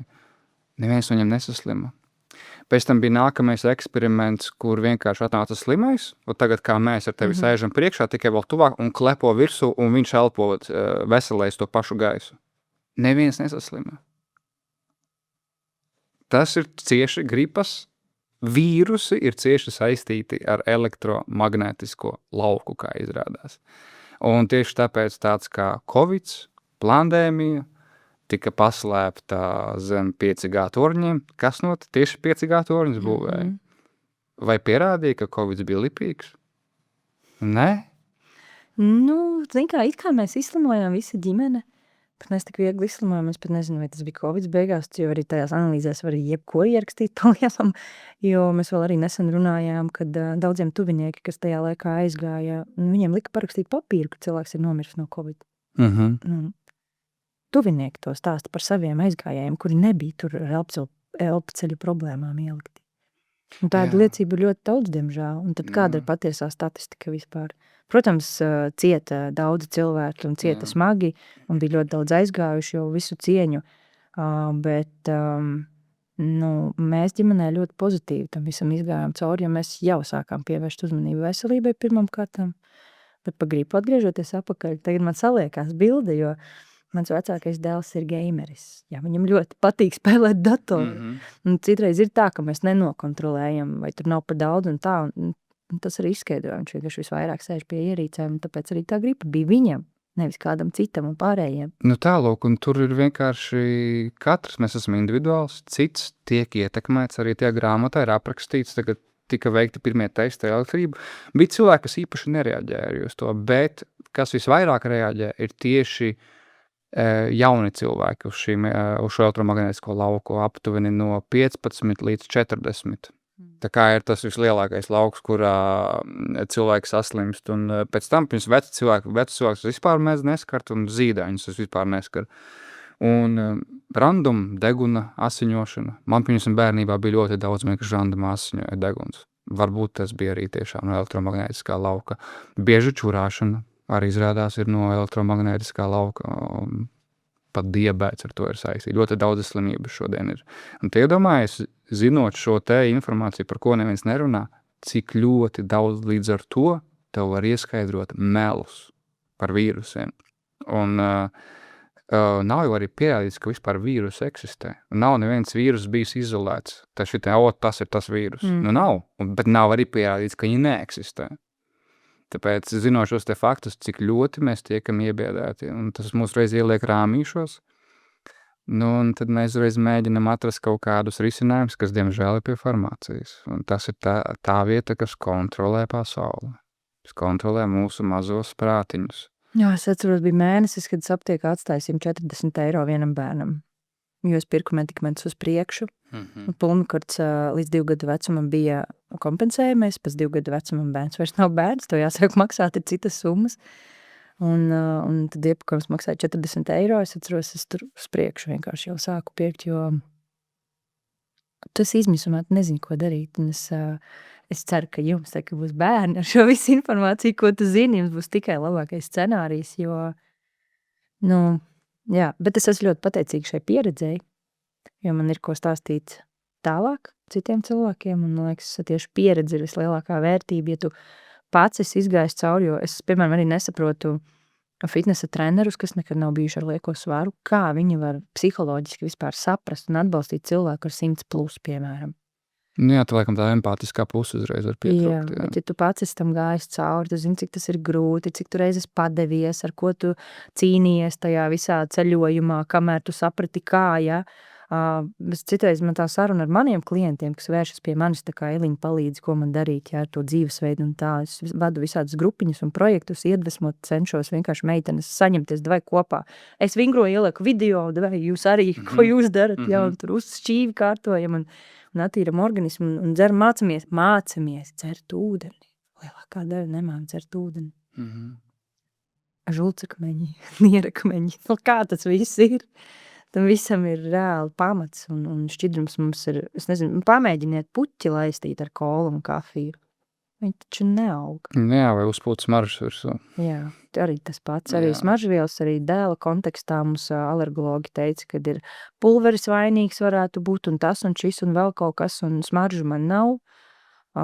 Pulveri ir eko šmeko, cenšamies maksimāli tam visam pievērst uzmanību. Jā, tas nav lēti, protams, bet dārgāk ir lietot medikamentus gadiem. Jā. Un nekad nekļūt veselam. Un tas, ko es arī redzu no līdzcilvēkiem, kas ir aizgājuši, jā, kas arī mūsu nesenais zaudējums, jā, ir slimības, tur dzīvesveids un tā, un tad ir slimības, un tad ir čupa ar medikamentiem, tur spiediens, holesterīns, klasika, kas ir dzīvesveida regulējamas lietas, jā. Ir kaudze ar medikamentiem, Un ar katru gadu vienkārši es redzu, kā paliek sliktāk un sliktāk un sliktāk. Un vienīgais risinājums ir atkal aiziet pie ārsta un atkal kaut kādu receptīti paņemt. Un tad jau ir polifarmācija. Mēs jums izrakstījām šitās zāles, tāpēc, ka šitās zāles bojā kuņģi, ja? Tāpēc mēs jums jau vēl vienas zāles kuņģim tā kā izrakstījām jau. Zāles blaknēm. Man vispār liekas, nu, bet kā tu vari izrakstīt pirmos medikamentus, zinot, ka viņam ir tādas blaknes, un tad rakstīt otrus, jo, lai tās blaknes aizvākt nost. Tad ir vispār, man liekas, prātam neaptverami, kas notiek šobrīd veselības nozarē. Nu kā, skaties, es negribu nomelnot ārstus medicīnu, jo medicīna akūtās situācijās ir izcila. Tur strādā vienkārši kolosāli. Es salaužu kaulu, es eju pie jums. Jā, bet prasīt viedokli par veselību, turēties tālāk. Bet ārsts jau arī labu gribēdams. Pirms viņš ir ārsts, viņš iet uz skolu un daudzi domā, es gribu palīdzēt cilvēkiem. Bet viņus jau izmāca par farmācijas pakalpiņiem. Farmācija ir virs ārstiem, un viņi kalpo farmācijai, un viņus māca simptomiem izrakstīt noteiktus preparātus. Viņi jau it kā labu gribēdami. Ne visi. Nu, ne visi. Pazīstu Protams, personīgi ārstus, kas vai nu ir aizgājuši no medicīnas un jau holistiski tam visam pieiet privāti. Vai ir ārstus, kas pēc acīm cenšas nolasīt, kuram gribētos to holistisko informāciju, jo tu arī nevari piedāvāt visiem pēc kārtas, kad klausies, variet, varbūt grib pamēģināt šito, jo arī cilvēku attieksme reizēm ir vienkārši šausmīga. Cilvēki grib tiešām receptes. Viņi negrib neko darīt, viņi negrib padomus, viņi negrib citu risinājumu, viņi grib receptes. Un sistēma ir tieši tāda, kādu cilvēks viņi ir izveidojis ar savu pieprasījumu. Jā. Mēs paši esam vainīgi, ka sistēma šobrīd ir šāda, jo es akli ticēju medicīnai, zinātnei, visam, vēl dažus gadus atpakaļ, un man pēdējā sajēga arī par tām pašām potēm atnāca tikai pie 5. bērna, kur 10 mēnešus es viņu sargāju, neko mēs vispār nedarījām, viņam nelipa klāt neviena slimība, mums atnāca tur kāds ar rotinieku, kādam tur klepus, kādam vēl kaut kas, viņš vesels vienmēr bija. Un tad 10 mēnešos man bija uzticības persona, tiešām uzticības persona ar medicīnisko backgroundu, kas pateica, ka tomēr tā kā, to garo klepu un diftēriju vajadzētu, jā, bet tā kā pārējo, tā kā nē. Bet šitās vajag. Bet mums jau nav tādas izvēles, mums ir tikai kombinētā, kur ir 4-6 vienā. Tu nevari izvēlēties, un kaut kādu iemeslu dēļ, lai droši vien es līdz galam saprastu, ka šito vairs nevajag turpināt, mēs uztaisījām to poti jaunākajam bērnam, viņš man tā saslima. Nekas nopietnis, bet tas man bija punkts uz zīvi, un es pateicu, visu, dodiet papīrus, mēs parakstamies, man iedod vienu papīru ar tekstu, ka, nē, šit, nevar tā parakstīties, nevar no visu uzreiz atteikties. Jā, mēs ik pa laikam jums vienkārši paprasīsim, vai jūs neesat pārdomājis. Es saku, nē, mēs vairs nepārdomāsim, tā kā lēmums ir galīgi un galīgi pieņemts un viss. Nezinu, vai Latvijā ārstiem maksā par to, ka viņi iesaka tās vakcīnas. Es to nezinu. Es zinu, ka Amerikā viņi saņem procentu par katru vakcīnu. Es pieļauju, ka par ko iesaka, jebkurš medikaments, jo ir bijis bieži tā, ka tu redz vienkārši uz galdiņa pilns ar līmlapiņām, tāds medikaments, šitāds, vēl kaut kāds. Tu pirms mēneša, kad es bieži staigāju pārstiem, ar vecāko bērnu, pirms mēneša tu biji, tev ieteica šitādu sīrupiņu, tagad tev jau saka citu sīrupiņu, pamēģiniet šito. Vārds pamēģiniet, man liekas, jau vispār pats par sevi ir ļoti biedējošs medicīnā. Kā tas ir pamēģiniet? Tie nav eksperimenta zaķīši, bet es, diemžēl, savu bērnu esmu pamēģinājis tik daudz. Vairāk man negribās pamēģināt, bet no otras puses ar uzturu bagātinātājiem šobrīd man nav bail pamēģināt, jo tas ir no dabas. Tie ir augu ekstrakti, kādreiz medikamenti bija no dabas. Vai viņi vēl ir no dabas? Lielākā daļa vairs nav. Naftas atvasinājumi, ja papēta dziļāk, no kā ir radīta medikamenti, tie naftas atvasinājumi. Un es bērnam atcitvēju saku, kad mums vēl ir izvēle, ja mums mājās ir palicis laikam ibumetīns, paracetamols, tas vienīgais, kas mājās ir palicis reāli ārkārtas gadījumiem, jo es neesmu tāds pilnīgi noliedzējis. Es analizēju, vērtēju, un citreiz ir tā, kad ir ļoti liela temperatūra un plīst galva pušu. Man vecākais dēls, kas man ar medikamentiem ir uzaudzis, ja, un saka, mamīt, iedod man to tableti. Es viņam izskaidroju, kādas ir blaknes, kādas ir sekas. Es saku, tu tiešām viņu gribi, vai mēs vēl izturēsim kādu laiciņu, jo parasti tās ir maksimums 3 dienas. Tu gribi smagi bija, ja 3 dienas bija smagi, pēc tam viņš bija vesels. Viņš izturēja, viņš atteicās pēdējā reizē. Par to man ir vislielākais prieks, jo tas mans ieguldījums un stāstīt, kāpēc to nevajag, kāpēc šito nevajag, kas būtu labāka alternatīva, ja, ļoti labi palīdz. Vai arī, piemēram, kāju sāpes naktīs. Augošās kājas. Man liekas, visi zina, kas ir augošās sāpes. No bērnības. Ja daudzi ir klieguši par naktīm, ka nevar gulēt, kā sāp kājas. Man nezinu, kāpēc ir tikai ar vienu bērnu šīs. Ļoti labi palīdz magnīs. Un nesāp tās kājas vairs. Nu, ir daudz visādi. Es domāju, arī tai pašai smagajai gripai gan jau ir kaut kāda noteikti dabīga alternatīva, vienkārši par ļoti daudz, ko mēs nezinām. Ļoti daudz, kas ir slēpts, un to ir grūti uzziet, un tad kaut kāds rečeks to ir paņēmis un uzlicis bluriņu tam visam virsū. Un, tā kā ir diezgan pagrūti tādā veidā dzīvot vispār šajā sistēmā. Es gribētu teikt, ka netiek slēpts, ka viss ir acu priekšā, jo, ja es varēju atrast tik daudz vērtīgas informācijas, ko mēs reāli praksē esam pielietojuši visa ģimene, un ne tikai, man ir simtiem reāli cilvēku, kas seko manam piemēram un ar ļoti labiem rezultātiem, tas viss ir acu priekšā. Jautājums, vai tu esi gatavs pamosties, saskatīt, pamēģināt kaut ko citu, jo visgrūtākais ir uzņemties atbildību. Tas ir baisi. Un cilvēkiem vispār jau evolūcijas gaitā mēs esam izstrādāti tā, ka mums ir bail no tā, ko mēs nezinām. Kādreiz bija bail no kraujas nokrist, ja tu nosisties vienkārši, jo tur nezināja, kas tur būs mīksts vai nebūs mīksts un tā tālāk. Ja. Tagad mēs sēžam ofisos, mums nav nekādu baiļu pa liela, bet tāpat mēs baidamies, kad tur atnāks jauns cilvēks, jauns kolēģis, mēs būsim jaunā darba vietā, mums būs bail. Pamēģināt uztura bagātinātājus, citreiz ir baili, ja? Jo, taču daktars nesaka, ka tos vajag. Bet, man patīk, kad līdz ar visu šo manu pieredzi mēs ar vīru ap divi jau esam pilnīgi atgriezušies pie tā, ka mēs uzņemamies atbildību 100% par sevi un saviem bērniem. Tieši tā, pareizi. Es vēl citreiz aizēju pie ārsta, reizi gadā mums ir jāiet tur, kā mūs aicina, jā, kā to Kārli pārbaudītu, vai tur viss ir kārtībā. Aizejam, citreiz es arī varbūt pajautāju, mums tur kaut kas tur vēderiņam un tā, daktarīt, ko?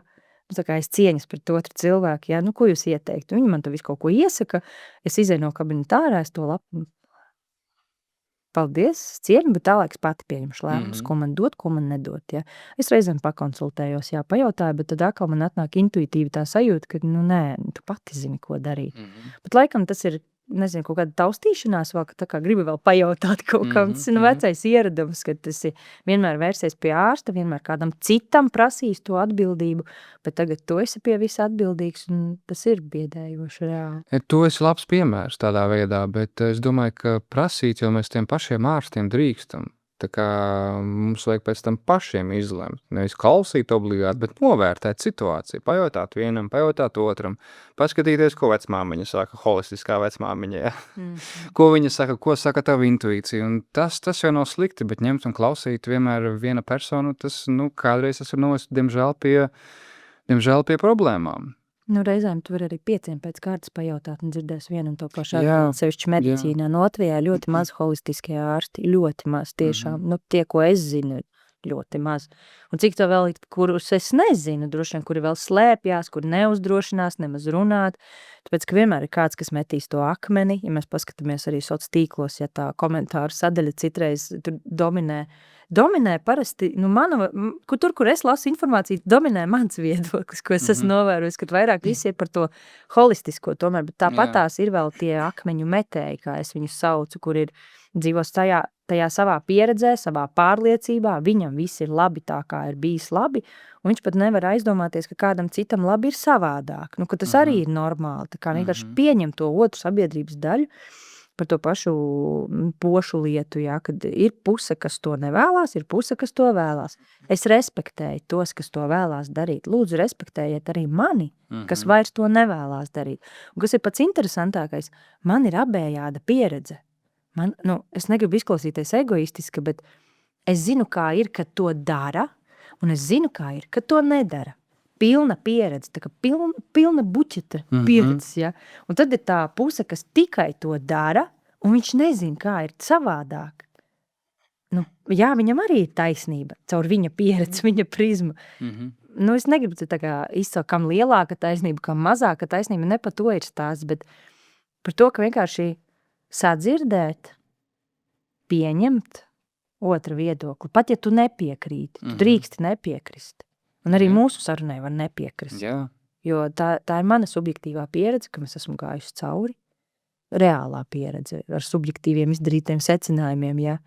Un es arī neapgalvoju, ka kādreiz varbūt nebūs savādāk. Es pieļauju, ka man mainīsies ēdienkarte. Es jau tā kā eju uz to, ja. Es pieļauju, ka man iespējams kāds bērns būs ārkārtīgi neveselīgs tieši par spīti maniem visiem pūliņiem sakārtot viņus visus, ja, jo tas jau nav no mums atkarīgs. Bet sakni tu esi iedevusi, ja kas, tā kā, ja tas bērns gribēs atgriezties, tad viņš zinās, ko darīt. Man gribās ticēt, ka mēs esam dzimtā tā kā lauzuši to cilpu, jo mūsu dzimtā vispār vīrieši ļoti ātri aiziet.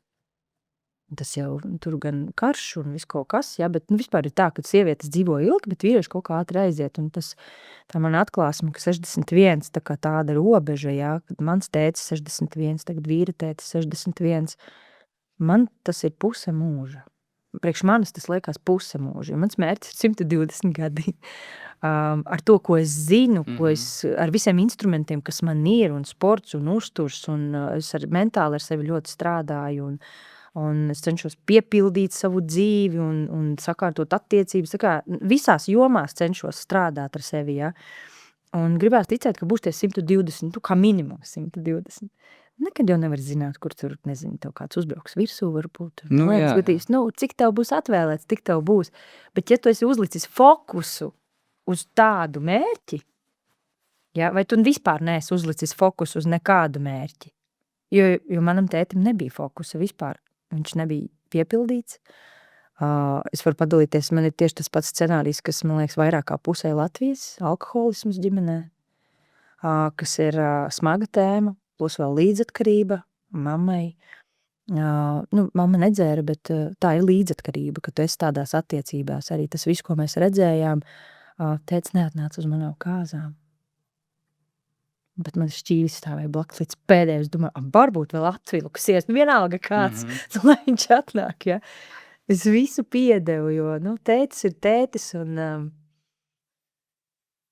man tētis iedeva labāko, ko viņš varēja iedot, un es arī, kad tētis aizgājis pagājušajā gadu, uzrakstīju viņam vēstulī, jo es nepaspēju pateikt daudzas lietas, un es tieši tā arī domāju, ka, lai kādi mums ir tie vecāki, viņi mums iedod pirmkārt ģenētisko materiālu, kāpēc tu vispār šeit esi, ja? Manā gadījumā gēnu variācijas, vienu pusīti iedeva tētis, ka mans ķermenis strādā bišķiņ savādāk nekā citiem varbūt, ja, un ko tas man nozīmē, ka man ir vairāk jāpievērš uzmanība dzīvesveidam, man no tēva ir noslēdz uz atkarībām, kas ir, elementāri, tas ģenētiski arī tā var būt, bet apzinoties šo, es esmu strādājis, lai tas vairs nebūtu manā dzīvē, pēdējie vismaz 8 gadi tie jau ir. Un es ar to lepojos. Es saku tētim ļoti lielu paldies par visu to, kā es redzēju, kā nevajag dzīvot, kā nevajag darīt un ko mēs varam labāk izdarīt. Un es gribu tā kā būt tas pavērsiena tāds punkts savā dzimtā, kad es varu saviem dēliem nodot to visu, jo man, kā viņi tagad par smēķēšanu un alkoholu izsakās, man ar garantiju gribās teikt, ka viņi jau nekad to nedarīs, ja, bet, protams, pusauģu gadi, un tu gribi būt iederīgs un viss, tā vēl būs psiholoģiski viskam, kam jāiziet cauri, bet to bāzi ielikt ir svarīgi, un to pārcirst to dzimtes mantojumu, ja var tā teikt, to negatīvo dzimtes mantojumu, ko it kā varētu pārņemt. Jo, ja mēs būtu turpinājuši ar vīru ik nogales iedzeršanu, pasēdēšanu, ja, un tur, protams, arī tur čipši uzreizus, tur visādi saldumi, tur vienkārši maisa ar neko, un liek izmesta nauda, ja, un tu tur vienkārši pasēdi. Ko tas dod vispār? Cilvēki baigi meklē to laimu ēdienā, un cilvēki meklē laimu alkoholā, bet laima ir jāmeklē sevī. Un arī mana ģimenē ir alkoholismu stāsts. No mana tēva puses, viņš gan vairāk, es esmu viņam, teiksim, tā otrā ģimene. Jā, no otrās laulības. Un pirmajā laulībā viņam bija dēls, kurš nomira pirms 5 gadiem. Viņš vienkārši nodzērās. vienkārši paņēma un nodzērās. Arī tēvs, vismaz tā, kad es biju, tad viņš jau saprota, ka viņš bija pārtraucis pats lietot alkoholu, bet dēls joprojām, diemžēl, turpināja, jā, un viegls smiltis viņam. Diezgan skumīgi tas ir, un ļoti daudzās ģimenēs ir šis te alkoholisms iekšā, un cik ļoti daudz cilvēki īstenībā tā vienkārši pazaudē savu dzīvi alkoholu dēļ, jo tu vari sākt dzert, un tu pat maz nepamani, cik gadi jau ir pagājuši, cik gadi jau ir nodzerti. Vecāki var arī nepamanīt, cik gadi ir bērnam, kad viņš sāk dzert. Jā. Man bija 14 gadi. Žēl, skumji to ir dzirdēt, bet tā ir tiešām aktuāla problēma, par to arī vajadzētu Lai runāt. iederētos vienkārši. Liekas, kur nu vēl absurdāk, jo visi tā dara. Tad, ja tev nav savs mugurkauls, ja tu neesi spēcīga personība, tad ir tik viegli tajā iekrist visā, jo visi to dara. Sevišķi jaunieši, tas trauslēs tāds vecuma posms, nenobrieduši cilvēki, nezinu, kas viņi ir, un visi tie meklējumi un viss. Gribās bērniem iedot to labāko, bet, tas vairs nav no tevis atkarīgs. Tikai tu vari iedot to bāzi, bet, kā tur vēlāk būs, nezinu. Interesanti, kur tas viss aizies. Jā, tu var cerēt un tā tālāk, bet redzi tā palielina tas kolektīvais alkoholisms. Normalizācija valstī. Tas ir normalizēts, jā, bet tā ir galējība. Tā ir galējība, kas ir kolektīva. Un cilvēki to neapzinās. Ja jau visi cer, tad jau tev arī jādziet un nezer. Tā ir galējība. Ja tu skaties uz produktu sastāvdaļām, tā ir galējība. Un tā tālāk palielināt, jo tā galējība tiek vērtēta pēc tā, cik ļoti tu atšķiries no vairākuma. Nevis pēc kaitīguma. Neviens pēc kaitīguma nesaka, ka tā ir galējība. Tā kā tu dari citādāk, tā ir galējība. Tu atšķiries no visiem pārējiem, bet tie pašā laikā, es personīgi negribu būt tajā barā iekšā. Es arī vairs ne. Nav patīkami. Pēc tam klausīties, kas tur biks, tur nebija. Tur visādi gājis. Bet tā ir daļa no manas pieredzes, un es gribu runāt par savu pieredzi, es gribu stāstīt to, kā man ir bijis, nevis kaut ko noklusēt, kaut ko tur, lai izskatītos varbūt labāk, jo es tagad redzēju pa veselību runāju. Cilvēki var mainīties, un tas notiek, un tas ļoti bieži notiek, un ir jāspēj arī pieņemt, ka cilvēki mainās, jo es zinu, kad es sāku tā kā vairāk pa veselību runāt uz tā, uz manas sākumā tuvinieki skatījās ar ļoti lielām aizdomām, kā te viņi tagad ir tā par veselību, jā, viņi, kas tur ir ballējusies, tur tā un šitā darījusi to un to, un tagad viņi te pa veselību runā. Bet jā, no katram atnāk tas savs moments, ka tu saproti, kas ir patiesa prioritāte, ko nevajag vairāk darīt, un tu izvēlies to nedarīt, un cilvēks ir šeit un tagad, nevis vakar, aizvakar, pirms 10 gadiem, 15 gadiem. Mēs esam šeit un tagad, nevis kaut kad pagātnē. Un man liekas, ka arī mums ir jāiemācās pieņemt vienam otru šeit un tagad, ka cilvēki ir mainījušies. Un kas man vēl arī alkohola sakarā likās dīvaini vienā brīdī, arī man liekas pēc meitas jau piedzimšanas, pirms tam tā kā nē. Jo pati vēl viņčuku tur kaut kādu, ja tur svētkos un tā. Bet tad, kad es sāku tā kā apzināti jau izvairīties no alkohola, man likās pēkšņi dīvaini, ka normāli ir dzert alkoholu bērnu ballītēs. Tur 1 mēnesis, gadiņš, 2 gadiņi, kad pieaugušajiem vajag alkoholu bērnu ballītē. Un tad ir tas bērnu šampanietis, kas vispār, man liekas, izsit man visus korķus, ka kā, tā ir reāla asociācija bērnam ar alkoholu. Tā ir programmēšana, laicīga programmēšana. Un mums arī savulaik, protams, bija tas viss, jo, ja tu esi neapzinātībā, tu dzīvo kā visi. Un tad ir jaunais gads, tur Mežezers un tā taču limonādi, kas tur ir. Pēc tam jau tu sāc saprast, ka arī limonādi tā kā nevajadzētu dzert, jo tur cukurs un tā un šitā. Mūsu mājā praktiski ir tikai ūdens. Svētkos ir labākajā gadījumā ābolu sula. Pašu spiests jau arī, jā. Bet, jā, ļoti daudz, kas ir pamainījies pa pēdējiem gadiem. Vēl te nesen es tagad atcerējos uz Brības ielas pieturā. Tagad ir tās modernās pieturas, kur ir reklāma visu uztaisīt pa to pieturi augšā uz jumta tur un viss aplīmēts. Un tur bija viena alkohola reklāma pa lielam, bet tas bija zero gan.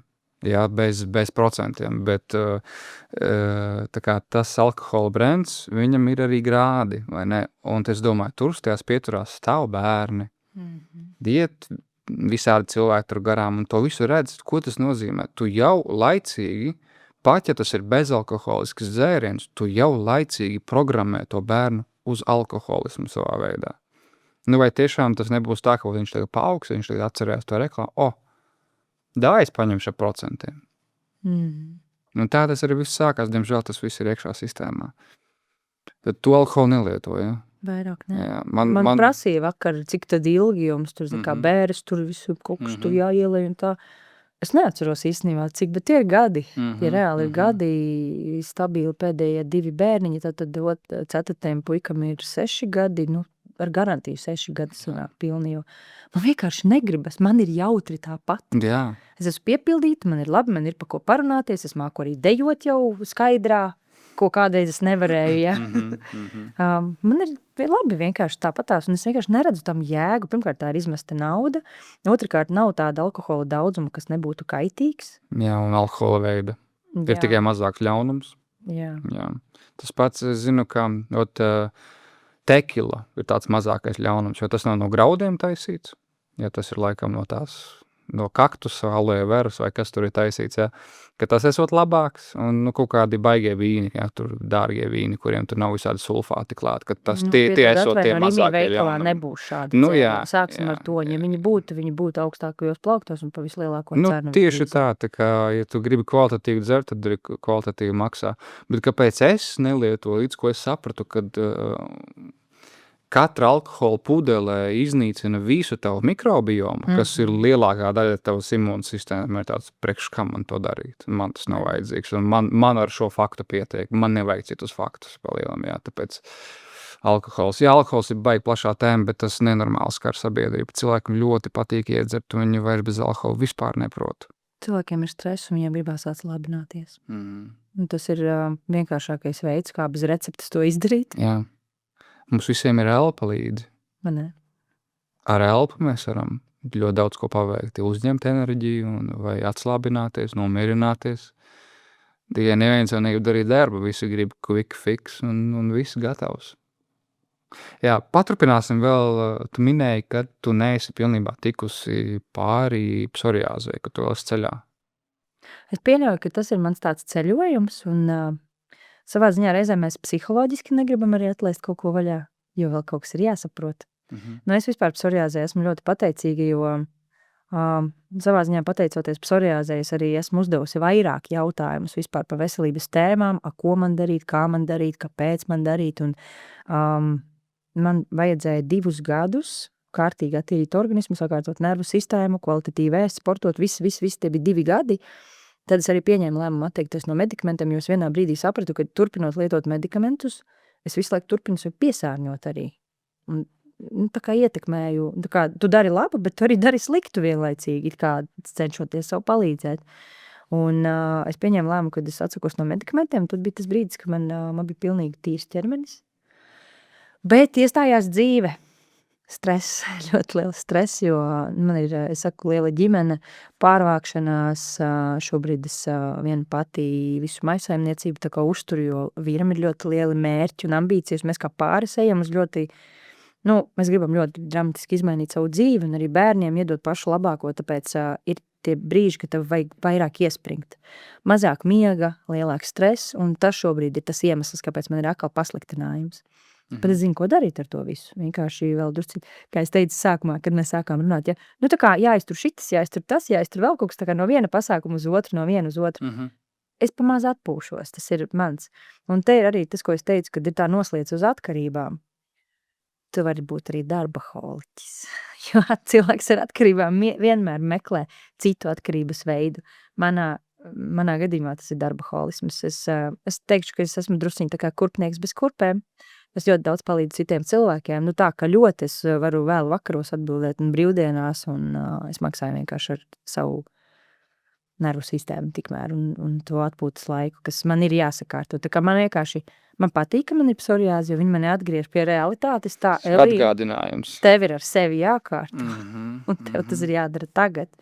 Protams, nav viegli, ka tev ir liela ģimene, jo tu esi atkarīgs arī no citiem faktoriem, ir pulciņi, ir bērnu dārsts, tur tu nevari gulēt līdz 10 no rīta, tev ir jābūt augšā 6, visi jāsakārto un jāizved uz bērnu dārzu, un tas viss Jā, tas ir tā dzīve, kas iestājas reizēm arī. Lai tu zini, kādi ir instrumenti, reizēm ir dzīve. Un šī psoriāze atgriežas tieši uz stresu, uz ļoti lielu stresu. Alkohols vienmēr pastiprināja, tas ir arī mani novērojumi, kas bija savulaik. Protams, cukurs pasliktina visu šo, bet šobrīd stress ir tāds kā palaidē mehānisms manā gadījumā. Protams, gēna variācija, kas izrādās man ir pēc dāvaniņa no vecākiem. Interesanti, es vienkārši domāju, kā būtu, jo, redzīt, tieši bez mans uzturs, kas ir karnivora uzturs, viņš palīdz ļoti daudzām slimībām, autoimūnām saslimšanām, diabētu var reversot arī. Neapšaubu, ka arī ar citu uzturu to var panākt, ne tikai ar karnivoru, bet interesanti būtu, ja pieņemsim, tu pamēģinātu 30-60 dienas būt karnivors vai kā to tajā pašā keto iekšā, un skatīties, kā tad uz stresu reaģē tavs organisms, vai tā psoriāze tāpat sistos ārā? Es domāju, ka nē. Tas būtu interesanti to notestēt. Jo tas ir uzturs, kas ir karnivora, tas ir glukozes slēcienu, nav vienkārši. Tev ir stabila nervu sistēma līdz ar to. Un es esmu tāds kampaņas cilvēks savā ziņā, es ik pa laikam arī novadu tur cukuram, nē, tur kaut kādu projektu, tagad mēs tur neēdīsim cukuru. 7 dienas, un tev ir pilnīgi skaidra galva.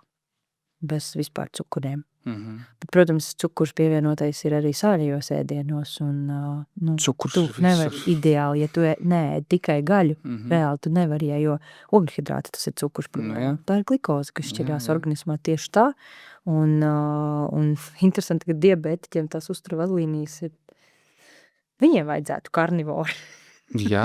Jā, īstenībā ir viens tāds interesants fakts. Es gan tagad neatceros, kā sauc to vietu, bet Amerikā ir tāda neatkarīgā klīnika, kurā ārstē demences pacientus ar Alzheimeru, ar Parkinsonu un tā tālāk. Viņu uzturs ir karnivoru uzturs. Taupskābes smadzenēm vienkārši ir tik nereāli nepieciešamas. Jā, un lielu daļu, protams, tu nevari iespējams gan jau tādu demenci pilnībā reversot, bet ļoti daudziem viņiem ir uzlabota ikdiena. Viņi sāk atcerēties vārdus, viņi sāk atcerēties, kas viņi ir, ko viņi dara un tā tālāk. Tā kā mums jau ir ieskaidrots, ka viss arī, kā tu teici, neārstējamas slimības. Es neticu šim apgalvojumam. Un tas tev ir gēnos, un tev visu dzīvi tagad būs jādzer tabletes un tā tālāk. Tas viss ir nenormāls biznes. Tagad izējot no šīs, to gribu pajautāt, ko domā par holesterīnu. Tas ir vislielākais mīts. Holesterīns ir nepieciešams pirmkārt labai smadzeņu darbībai, kāpēc cilvēkiem lietojot statīnus pasliktinās atmiņu. Man liekas, tas visu pasaka. Holesterīns ir atbildes reakcija uz iekaisumu organismā. Viss. Redzi, man ir augsts holesterīns, tas ir vairāk kā skaidrs. HDL, LDL. LDL ķipa sliktais holesterīns, bet sāksim ar to, ka LDL nav holesterīns. LDL ir transportieris holesterīnu. Viņš nogādā holesterīnu attiecīgajās šūnās, kur tas ir vajadzīgs. Arī pieņemsim tajos pašos iekaisušajos asinsvados. Ja tev ir iekaisuši asinsvadi, tad viņš nogādā holesterīnu, lai salabotu to vietu. Tas ir tas, par ko nerunā. Un man ir plāns drīzumā veikt kārtējo reizi asins analīzi, arī paprasīt holesterīnu. Protams, tas būs abnormāli augsts, un es jau mirstu, un man ir statīni jādzer. Cik tas ir augsts? Es neatceros, tas bija rudenī pēdējo reizi, man ir virs normas. Es atceros, tur bija... Norma ir 5 kopējais holesterīns. Kaut kādā 8, 9. Labi, homocistīna nesaskaties. Neatceros. Homocistīns ir arī jāskatās, triglicerīdi jāskatās kopumā. Tad plašāku, cik var to profilu paskatoties. Ja homocistīns ir normāls, mierīgi var staigāt ar tādu holesterīnu. Man ir viena no klientēm, kurai holesterīns ir 12. Nekāda vaina. Redz... Dzīvo labi. Bet, protams, ir aknas jāatbalsta arī ir, jo aknas sintezē holesterīnu pēc pieprasījuma. Tas, ka tas būtu karnivora kā iemesls, tas tevi satrauc. Nē, man tas vispār nesatrauc. Uzturs var ietekmēt holesterīnu knapi 10%. Jā, jo mēs jau paši ražojam to holesterīnu. Jā, pēc pieprasījuma. Jā, kā aknas grib, tā viņas ir ražo kā vajag. Un vienkārši es gribu līdz ar šo te faktu uzreiz ir mīts, ka man gan jau viss tur asinsvadi ir aizkaļķojušies, tur visu paliem pakaļās mirstu jau, vai ne? man vajag aiziet, es nezinu, kā sauc to procedūru, bet kur noskenē visus tos asins, vai tas ir gribētu... Tur ir kontrastvielas, tā kā neieteiktu. Nu, jāpārbauda, kā tas ir, bet reku viens džeks, kuram es sekoju, kas Amerikā dzīvo, viņš gan ir izmācījies kā ārsts, laikam, ja nemaldos, un viņš bija tas skaļais, kurš testēja, ka viņš tur 700 olas mēneša laikā apēda. Viņš ir tas ārsts, kas ir neiet sistēmas vadlīnijās iekšā. Un viņš uztaisīja šo tas skenējumu, viņam viss tīrs ir, viņam viss ir perfekti. Tā kā redz, mēs kādā mītā dzīvojam, un cik daudz cilvēku ir uz statīniem, un cik reizes šis te holesterīna līmenis ir pazemināts, jo vairāk viņi pazemini, jo vairāk klientu ir uz statīniem, un kas ir sponsorēja šos te pētījumus par holesterīnu? Statīnu farmācija. Tas visu izskaidro. Jā. Es ieinteresētā puse, kas ir interesanti, lai samazinātu holesterīnu, jāsamazina ir iekaisums organismā, omega-3 ļoti labi samazina iekaisumu organismu. Es nezinu, cik gaļā ir omega-3, bet zivīs viņai ir ļoti bagātīgi. Es iekļāvis arī zivis uzturā un diezgan bagātīgi, kas atkal tur cits stāsts smagie metāli, un tas tā mikroplastika. Jā, tā otra puse, es nezinu, vai vispār vēl pasaulē var ēst 100% tā tīri vēl šodien. Mazāk no kāda dīķa un ezera. Man ir maza ticamība, ka vēl tas ir tā iespējams, tā ideāli, bet var sakot, omega-3 lietojot ļoti smuki ceļās augsta blīvuma holesterīns, kas ir aizsargājošais, tad izveda lieko holesterīnu ārā, lai tev nekas tur nepaliek lieki un tā tālāk, Homocistīni savukārt samazina B grupas vitamīni. Labi. Un ja tev ir holesterīns plus homocistīns, tad lietojot B grupas vitamīnus, homocistīnu dabūna lejā, tev ir mazāks risks uzreiz, mazāks satraukums. Ārsti nekad neskatās homocistīnu. Es esmu iemācījusies pati izlasīt asins analīzes. Jā. Jo man bija tik interesanti vienkārši, un man vienā brīdī mani klienti vienkārši sāka prasīt, Evelīna, ko tu par šito domā, ja? Un tad es tur sāku tā riktīgi rakties un pētīt, un ļoti smuki var samazināt arī holesterīnu, holistiski vienkārši pieejot, tad ir uzturs, bet nevis gaļā, ugļhidrāti. Ugļhidrāti, kas veicina iekaisumu organismā. Man bija tāda interesanta pieredze kaut kādu gadu apakaļ, kur es esmu kaut kādā sabiedrībā, kur jauni cilvēki, kas zina, ko es ēdu, vai es sēžu pie viena galda un cilvēki ēd standartu, bet es sēžu ar pilnu šķīvi, ar lielopu un ēdu tikai lielopu un neko vairāk, un cilvēki uzdod jautājumus. Protams, šis te jautājums ļoti bieži vien ir, kā tev ar holesterīnu? Kā tu par to jūties, klausies, ka tev tas holesterīns ir? Tas nobijies vispār? Drausmas, tā kā šis jautājums ir diezgan regulārs tādā ziņā. Un kur ir ironija tajā visā? Tas cilvēks, kas man to prasīja, un tas cilvēks, kas viņam sēdēja blakus, viņš tieši sēdēja uz statīniem. Un es tam cilvēkam saku, holesterīns ir demonizēts. Tam otram cilvēkam uzreiz lielas acis, jo viņš sēž uz statīniem. Es to nezināju, es pēc tam to noskaidroju. Un kad man tika uzdot šis te jautājums, un kas, redz, ir laiku visā tad iekaisumi būs tur uz 50 gadiem un tā tālāk, un tas cilvēks burtiski tikko norīja vienkārši eklēru, iebāž savā sejā eklēru, un man tāds, kā tev ar cukura līmeni? Tā kā, cik dezinformēta ir sabiedrība, kamēr uz tevi skatās kā, ka tu ēdi īstu pārtiku, kas ir gadu tūkstošiem eksistējis un bijusi mūsu uzturā, tu apēdi eklēru, kuru sastāvdaļas tu pat nezini. Tur nav vairs 3 sastāvdaļas, tur varbūt ir 30 sastāvdaļas. Tur ir formula. Un tu uzskati, tā kā Karlsonam. Jā, tieši tā. Un tu uzskati, ka tu esi veselīgs un ka rekur tavs cilvēks blakus dzer statīnus un viņš tagad ir veselīgs. Un man ir bieži vien tāds jautājums, vīrietis, kurš dzer statīnus, tev vēl stāv? Tā jau godīgi. Tā ir vēl viena problēma, kas parādās. Jā, tāpēc mēs dzīvojam klaunu pasaulē. Greizies poguļkas. Jā. Viss ir otrādāk. Tas, kas ir labs, tas ir slikts, tas, kas ir slikts, tas ir labs, un viss vienkārši ir uztaisīts tā, ka cilvēki vienkārši neko nesaprot, un viņi pārstāja dzirdēt, kas man arī mazliet biedē, ja. Kognitīvā disonance. Jā. Ir tādi kā tu, tādi kā es, ir arī ārsti, kas runā jau, pret daudzām lietām, ja.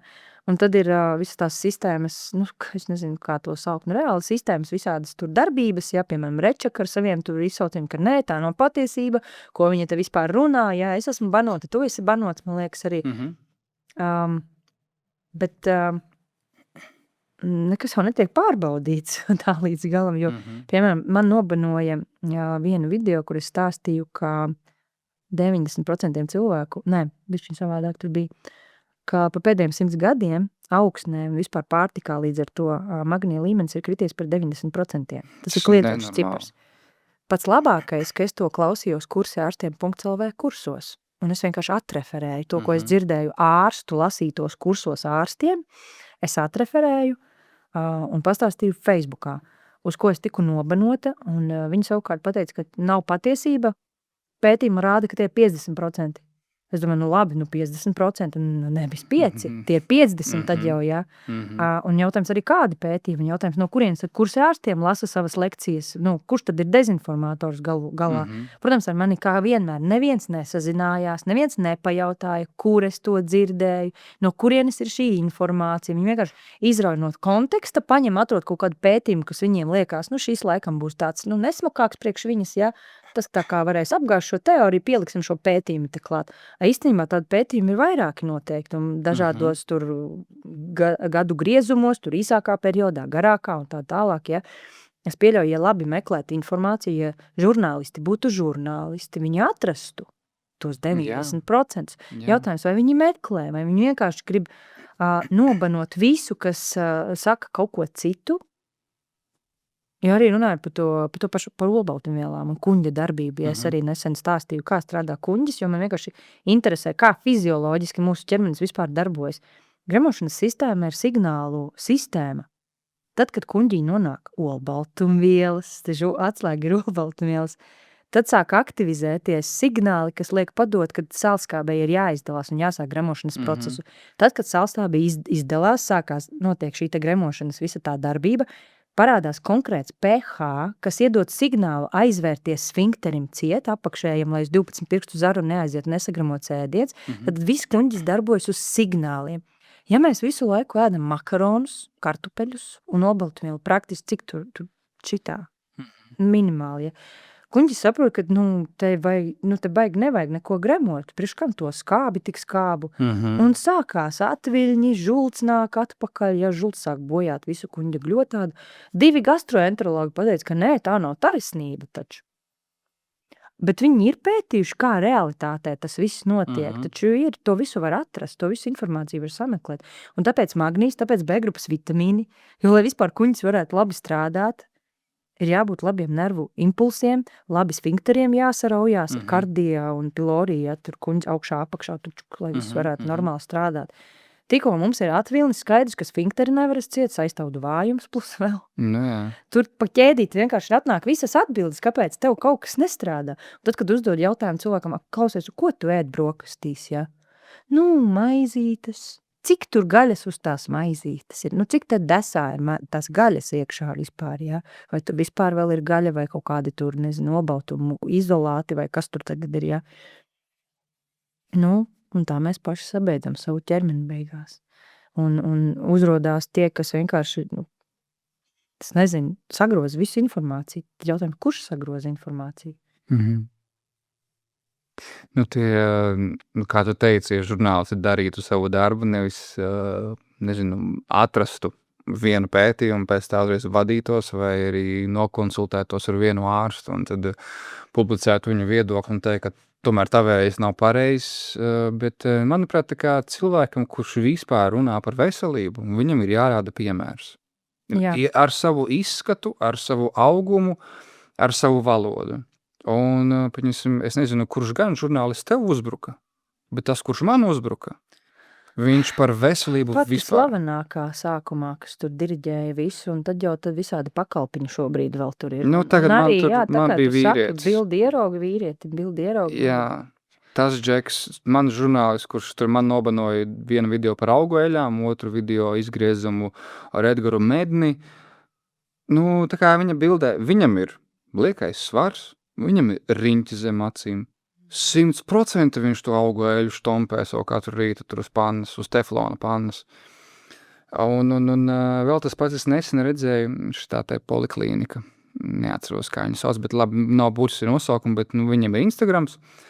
Un viens ārsts stāsta, kā dzīvot, kad ir tie 5 fakti, kā nedabūt tur sirdstrieku, jā, tur. Slavenais kardiologs, jā, droši vien. Nē, Ir viens tāds, kas ne man tās. bišķiņ, Tu par šito. nesauksim varbūt uzvārdus, bet ir viens ļoti slavens kardiologs, kad TikTokā tur viņam ir, laikam, sievai bariatrijas klīnika vēl pie tam, un tad, kad bija viens raksts pret uztura bagātinātājiem, tā ir mana tēma, kas man trigerē, kad tur visi iestājās, tur ārsti, tagad tur aknas sabojās visiem un tā, ja. Bija viens raksts, kur konkrētais kardiologs pateica, ka, ja ir liekais svars, tad vispirms ir nevis kaut kāds uztura bagātinātāji jālieto tur tievēršanai tā, kam es piekrītu, bet vispirms ir jālieto medikamenti, jā, svara samazināšanai, tad ir bariatrijas operācija un kā pēdējo viņš sauc veselīgu dzīvesveidu. Man šī te kārtība, kā tas tika nosaukts, pateica visu par konkrēto ārstu. Vispirms es izrakstu medikamentus pēc vadlīnijām, tad es aizsūtu pie sievas uz bariatrijas operāciju, un tad varbūt, ka sakārtosim to uzturu. Ja? Un kas ir tad? Tad ir pavēlu, jo cilvēks vairs nevar apēst tik daudz, lai vispār spētu uzņemt visas uzturvielas, kas viņam ir nepieciešamas. Un viņš ir mūžīgi atkarīgs no uzturvielu visādiem tur kokteiļiem, īpašiem tur barošanas šķidrumiem, kas tur ir jādzer pēc tam, ja. Un liela daļa pat nezin šo informāciju un nelieto neko. Juk prātā pēc tam. Nervu sistēma vienkārši ir dimbā. Pēc atsaucoties uz to video, ko es minēju, kur ir tie 5 fakti, ka to tur pirmkārt viņš laikam sāka, neatceros ar kuru faktu, bet tur bija liekais svārs, tur smēķēšana, maskustība un tā tālāk. Es skatos to ārstu, tas bija random ārsts, tas nebija nekāds zināms. Liekais svars, un tā kā, ko tu tur vari stāstīt vispār? Vēl es redzēju arī slinoši nesen, ir kaut kāds, laikam, arī tur jauns podcasts parādies, jau varas tur sarunas par, jau vairs neatceros par ko, bet tur stāstīja sieviete par to, kas ir patiesi par veselību, kā mēs to nošķiram, pat ja tie ir zinātniski pētnieciski darbi un tā tālāk, kā nošķirt to, kas ir veselīgs un kas neveselīgs. Sieviete sēž, viņa stāv, un lieko svaru sieviete. Tāds, es uzreiz neklausos vairs tādus cilvēkus, tā kā tev vienmēr, ja tu runā par to tēmu, kas tev ir aktuāli, tad tev ir jārada labākais piemērs tieši šajā tēmā. Cik daudz cilvēku vispār var parādīt labu piemēru par veselību? Es gribu drusku oponēt. Es sākumā domāju ļoti līdzīgi, kategoriski, kad ja, tad, ja.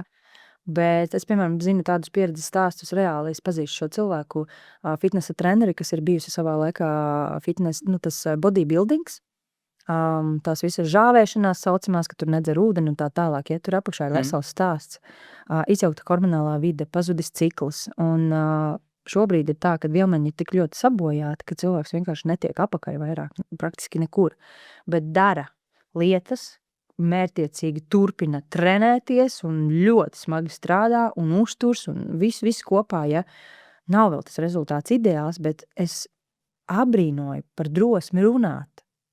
Un dalīties ar to pieredzi arī, kāpēc es esmu tur, kur es esmu šodien. Bet ja apsēžās eksperts, kas nekomentē vispār savu pieredzi, bet kaut kādu tur teoriju, 5 fakti un tā tālāk, tas ir drusciņi savādāk.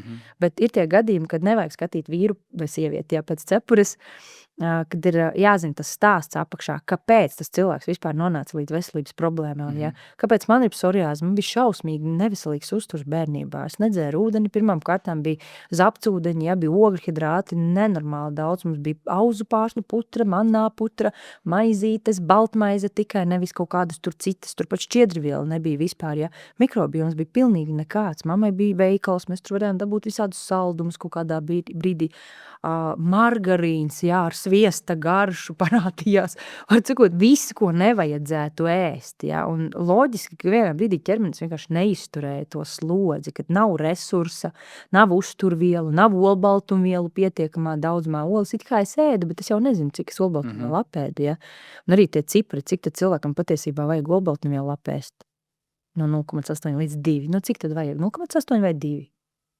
Es gribu teikt 2. Ja tu gribi tādu maksimālo, tad liec labāko sevi iekšā un pēc iespējas vairāk, nevis tā, vidēji vai minimāli. Cik minimāli ieliksi, uz tik minimālu enerģiju brauksi, uz tik minimālu vielmaiņu un imunitātes dzīvosi. Tev ir taisnība, es godīgi sakot par to pieredzi tai fitness trenerē, kā tu stāstīji, es neaizdomājos par kaut ko tādu, bet, cik daudz tomēr ir tāpat to cilvēku un cik daudz cilvēku tomēr ir liekulīgi un tev kaut ko stāsta par veselību, vai arī tāpat, kā es tev minēju, kad cilvēks man prasa, kā man ir holesterīna, kamēr savā sejā viņš iebāž eklēru, Es vairāk tieši par šādu te pieredzi runāju, Nu, Un forši, ja es arī cienu tevi par to, ka tu esi karnivora un tu saki, jā, man ir holesterīns, bet es no viņa nebaidos, jā. Kas ir, tas ir autentiski būt sev pašam, atklāti, un es arī vienmēr, kad es runāju ar cilvēkiem, es dalos no savas pieredzes, es neko neslēpju, es necenšos izlikties labāka, kā es esmu, lai tur, nezinu, tēlu kaut kādu uzradītu, ja. Ja man ir periodi, kad es nevingroju, tad es tā arī pasaku, es nevingroju, tad man storijas nav, viņi neviens neredz, ka Elīna vingroja, jo tagad es vingroju, es ielieku, ka es vingroju, tā kā ček. Un, jā, tas ir būt sev pašam, pieņemt sevi tādu, kāds tu esi, un meklēt iemeslus, kāpēc ir augsts holesterīns. Vai arī nebaidīties, jo agrāk tā norma esot bijusi 7 kopējās holesterīns. Es saprotu, jā, tā norma krietni, bet, es saprotu, ka man vispār nav jābaidās. Tā kā tur jāpaskatās uz dzīvesveidu kopumā, kā es jūtos, un es vienkārši gribu iziet tam procesam cauri un paskatīties, un cik tad tie asins tur aizkaļķojušies. Man jau, es dzīvoju savā karnivoru burbulī. Es redzu ļoti daudzas pieredzes, kur, tur karnivori regulāri runā par holesterīnu. Lielākā daļa visi saka, ir arī ārsts, kurš ir karnivorais ārsts Amerikā, ļoti izcils. Antonijs sauca, ja nemaldos, jā, un viņi visi saka, ka tā kā, lai vai kāds tev holesterīns, vispār tu neklausies, ko tas ārsts tev saka. Ja tu dzīvo tīri labi, un tu tiešām ēd, tā kā tev ir jāēd, ja tev nav citu problēmu, tad vispār neuztraucies par to. Tas ir palielam tikai cipars, un bieži vien daudzi pasaka, ka jo augstāks, jo labāks, vēl tev hormoni labāk strādā. Tā, zini, protams, bet, kā jau mēs runājām, katra paša ķermenis regulē to holesterīnu, lai vai cik daudz to holesterīnu apēstu. Jā. Tieši tā.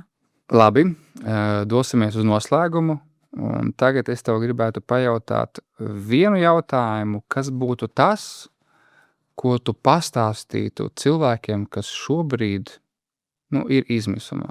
Pirmām kārtām es gribētu visiem atgādināt, ka mums ir ķermenis ir visam mūžam iedots tikai viens. Iedomājieties, ja jums iedod vienu mašīnu uz visu dzīvi, kā jūs par viņu rūpētos, kā jūs tur mazgātu, pucētu, pulētu, tur katru nedēļas nogali, varbūt pat katru vakaru tīrītu salonu, tur visus filtrus, eļas un tā tālāk, jā. Bet ja mēs zinām, ka mēs pēc 2-3 gadiem nomainīsim, tad tā attieksme ir uzreiz cita. Un ar ķermeni, diemžēl, ir tā, ka mēs īsti nevaram neko nomainīt. It kā tehniski varam mūsdienās, bet tam ir ļoti lielas sekas. Jo jebkura operācija, nomainīta gūža, tur locītava un tā tālāk, jā, nevienmēr var beigties arī pozitīvi. Man, piemēram, vecmama pēc locītava operācijas īsti vairs nevarēja staigāt, jo tur viss nogāja greizi. Un viņa ir ierobežota kustībās ar visu operāciju, ja, un to es nenovēlētu nevienam. Bet mūsu ķermenis ir templis, un mūsu templim ir vajadzīgas uzturvielas, kas ir bāze vispār, lai viņš varētu labi strādāt, lai ķermenis varētu veikt savas funkcijas. Un tas ir uzturs kā pamats, ūdens un uzturs kā pamats. Un tālāk, jo mēs skatāmies fiziskās aktivitātes, stresu un vispārējais, bet es gribētu teikt, ka ir jāsāk ar fizisko ķermeni. Jo es arī, ko es novēroju ļoti daudz pēdējos gados, kad cilvēki ļoti daudz ar sevi strādā mentāli, garīgi, jā, bet viņiem ir liekais svārs un visādas veselības problēmas, ko cilvēki, kas ar mani ir saskārušies, ir paši secinājuši, kad viņi jau garīgi var ar sevi strādāt, bet vienā brīdī viņš tā kā atmet apakaļ. Klausies, tu tālāk netiksi, tev jāsakārtojas ķermenis. Jo pēc jogas filozofijas, un es mācījos arī jogu tīri, lai dziļāk saprastu to visu, jā, mums ir 5 dažādi ķermeņi, viens no tiem ir fiziskais, un tad ir mentālais, un visi pārējie, kurus es jau vairs neatceros, jo tas bija kaut kāda laiciņa apakaļ, jā. Un mums ir jāstrādā gan ar fizisko, gan ar mentālo vienlaicīgi. Mēs nevaram tikai garīgi augt un pilnveidoties un pamest novārtā savu ķermeni. Mums ir gan. Un tikai tad mēs varam tiešām nonākt līdz savai labākajai versijai. Bet atbildot uz jautājumu, ko es darītu cilvēkam, kas tiešām ir izmisis, pirmkārt, es atbalstu, es nomierinu, kad viss kārtībā, mums ir instrumenti, mēs to varam izdarīt. Visa informācija reāli ir pieejama, viss ir, vajag tikai darīt. Un, ja tu nevari pats, tad vajag atrast atbalsta personu vienmēr. Kādu grupu, kādu kopienu, līdzīgi domājošus cilvēkus, jā, tad ir vieglāk. Tā kā meklēt atbalstu un cilvēku, kam ir instrumenti, kam ir zināšanas. Jo, es nevarēju savulaik viena pati, un es tiešām esmu pateicīga cilvēkam, kas bija izveidojis savu programmu. Jā, tā bija maksas programma, bet tas bija labākais ieguldījums manā mūžā, ka man bija vide, kopiena un cilvēki, un mūs toreiz sauca par sektu, iedomājies, cilvēkus, kas Facebookā liek tur savus šķīvis, ko viņi ēd, un mēs tur treniņus visādus likām, un tad mums komentēja, ko vajag, ko nevajag darīt. Mēs bijām sektanti tikai tāpēc, ka mēs izvēlējāmies rūpēties par sevi. Tā kā darīt lietas savādāk nekā citi, jā. Tā kā, tas tāds garais padoms no manis, atgriezties pie sevis, sava ķermeņa un saprast, ka ķermenim ir elementāras lietas, kuras vajag izzināt, ir jāizlasa tā rokas grāmata lietošanas, lai vispār saprastu, kā ķermenis strādā, un tikai tad mēs varam mēģināt tiekties kaut ko citu vēl dzīvē sasniegt. Jo tu nevari vispār koncentrēties uz kaut kādu biznesu, uz bērniem vai izglītību, ja tev sāp visas malas. Ja tu esi izsalcis, it kā tu esi paēdis, bet tavs ķermenis ir izsalcis, šūnas ir badā. Tev vajag vispirms parūpēties par sevi. Un sevišķi mammām es gribu pateikt, ka kļūt par mammu, tas nozīmē iemācīties sevi ielikt pirmajā vietā, nevis to zīdēni, kas tagad tev tur ir tik bezpalīdzīgs, bet sevi, jo es ļoti labi zinu, kā ir, kad tu neesi gulējusi, kad tu neesi normāli pēdusi, un atkal bērns raud, un atkal viņš ir jābaro, un atkal pamperis ir jānomaina, ja? Un es nezinu, varbūt tās ir 3 dienas, varbūt tās ir jau dažas nedēļas, kad tu neesi pat normāli neko pēdusi, ja? Es atceros ļoti spilgti vēl tagad, kad tev gribās nožņaukt, lai beidz raudāt. Tad pat ir tādas situācijas reizēm, to sauc par pēcdzemdību depresiju, ja? Bet paldies Dievam, es biju pie saprāta, un es nedarīju muļķības, bet tās domas, kas tev nāk tajā periodā, bet tev vajag vienkārši pateikt mīļajiem, kad klausies, paņem viņu uz dažām stundām, es gribu vienkārši pagulēt ilgāk no rīta, ja? Vai es gribu laicīgi aiziet gulēt, es gribu paēst kaut ko, palaid mani tur, palaid mani vēl kaut kur, es gribu klusumā pat ar sevi. Tas ir veselīgs egoisms. Mums to sauc par egoismu, ja bieži vien tādu kā negatīvu nokrās, bet es iemācījos reāli pie 3. bērna, kad es sevi likšu pirmajā vietā. Man burtiski bērni kāpa uz kakla, kad es vingroju uz zemes, ja tu piepumpēties vai ko, viņi lien tev virsū, viņi tev neļauj darīt neko, jo tu nekad neesi bijusi sev pirmajā vietā, un apkārtējā pasaule to spoguļo, tavu attieksmi pret sevi, spoguļo visi apkārtējie. Es iemācījos sevi likt pirmajā vietā, un tagad es esmu nereāli priecīga, jo tas bija labākais ieguldījums. Sevi nolikt pirmajā vietā. Kā parasti saka, ja tev priekšā būtu krēsls, iedomājies sev mīļāko, tuvāko cilvēku, kurš tur sēdētu? Visi vienmēr saka, tur vīrs, sieva, māma, bērni. Es vienmēr šobrīd saku, es tur sēdētu. Tāpēc, ka man ir jābūt pirmajā vietā sev, lai es varētu būt laba arī citiem. Cik skaisti. Man tev neliela dāvana ir. Pēdējā laikā, kopš esmu uzsācis arī savu ceļu, es mēģinu parādīt labāku piemēru ar to, ka tad, kad tu nāc ciemos vai tad, kad tu gribi kādam darīt labu, dāvinot viņam kaut ko, ka tā nav jābūt šokolādei, tam nav jābūt alkoholam, ka tas var būt arī ļoti vienkāršs multivitamīns no dabas, kas ir lauku olas. Kā man garšo lauku olas? Tad neticēsi, bet par šokolādi vai par alkoholu es vispār nepriecājos, ja, bet par šokolādi es nepriecājos tā kā par lauku olām. Jo, zin kā, tur salmonelozes, viss tas stāsts un tā tālāk, cilvēkiem ir bail ēst jēlas olas, un tad visiem liekas, ka lauku olas būs tādas labākas olas, ja. Zīmīgi, bet es no 20 gadu vecuma apmēram ēdu jēlās olas. Es nekad neesmu cietusi no salmonelozes. Tas ir mīts, tā ir propaganda. Tas ir mīts un higienas trūkums lielās virtuvēs visdrīzāk, ja, un paldies tev. Es tiešām ļoti esmu priecīga, jo mēs visi esam ļoti iecienījuši olas mājās, un bērni man arī māka paši pagatavot olas. Viņi zina, kādas mammai garšo, un mēs visi ēdam tādas tieši olas, un jā, tā ir ļoti liela vērtība. Nu super, paldies, ka atnāci. Paldies tev, ka ļāvi atnākt.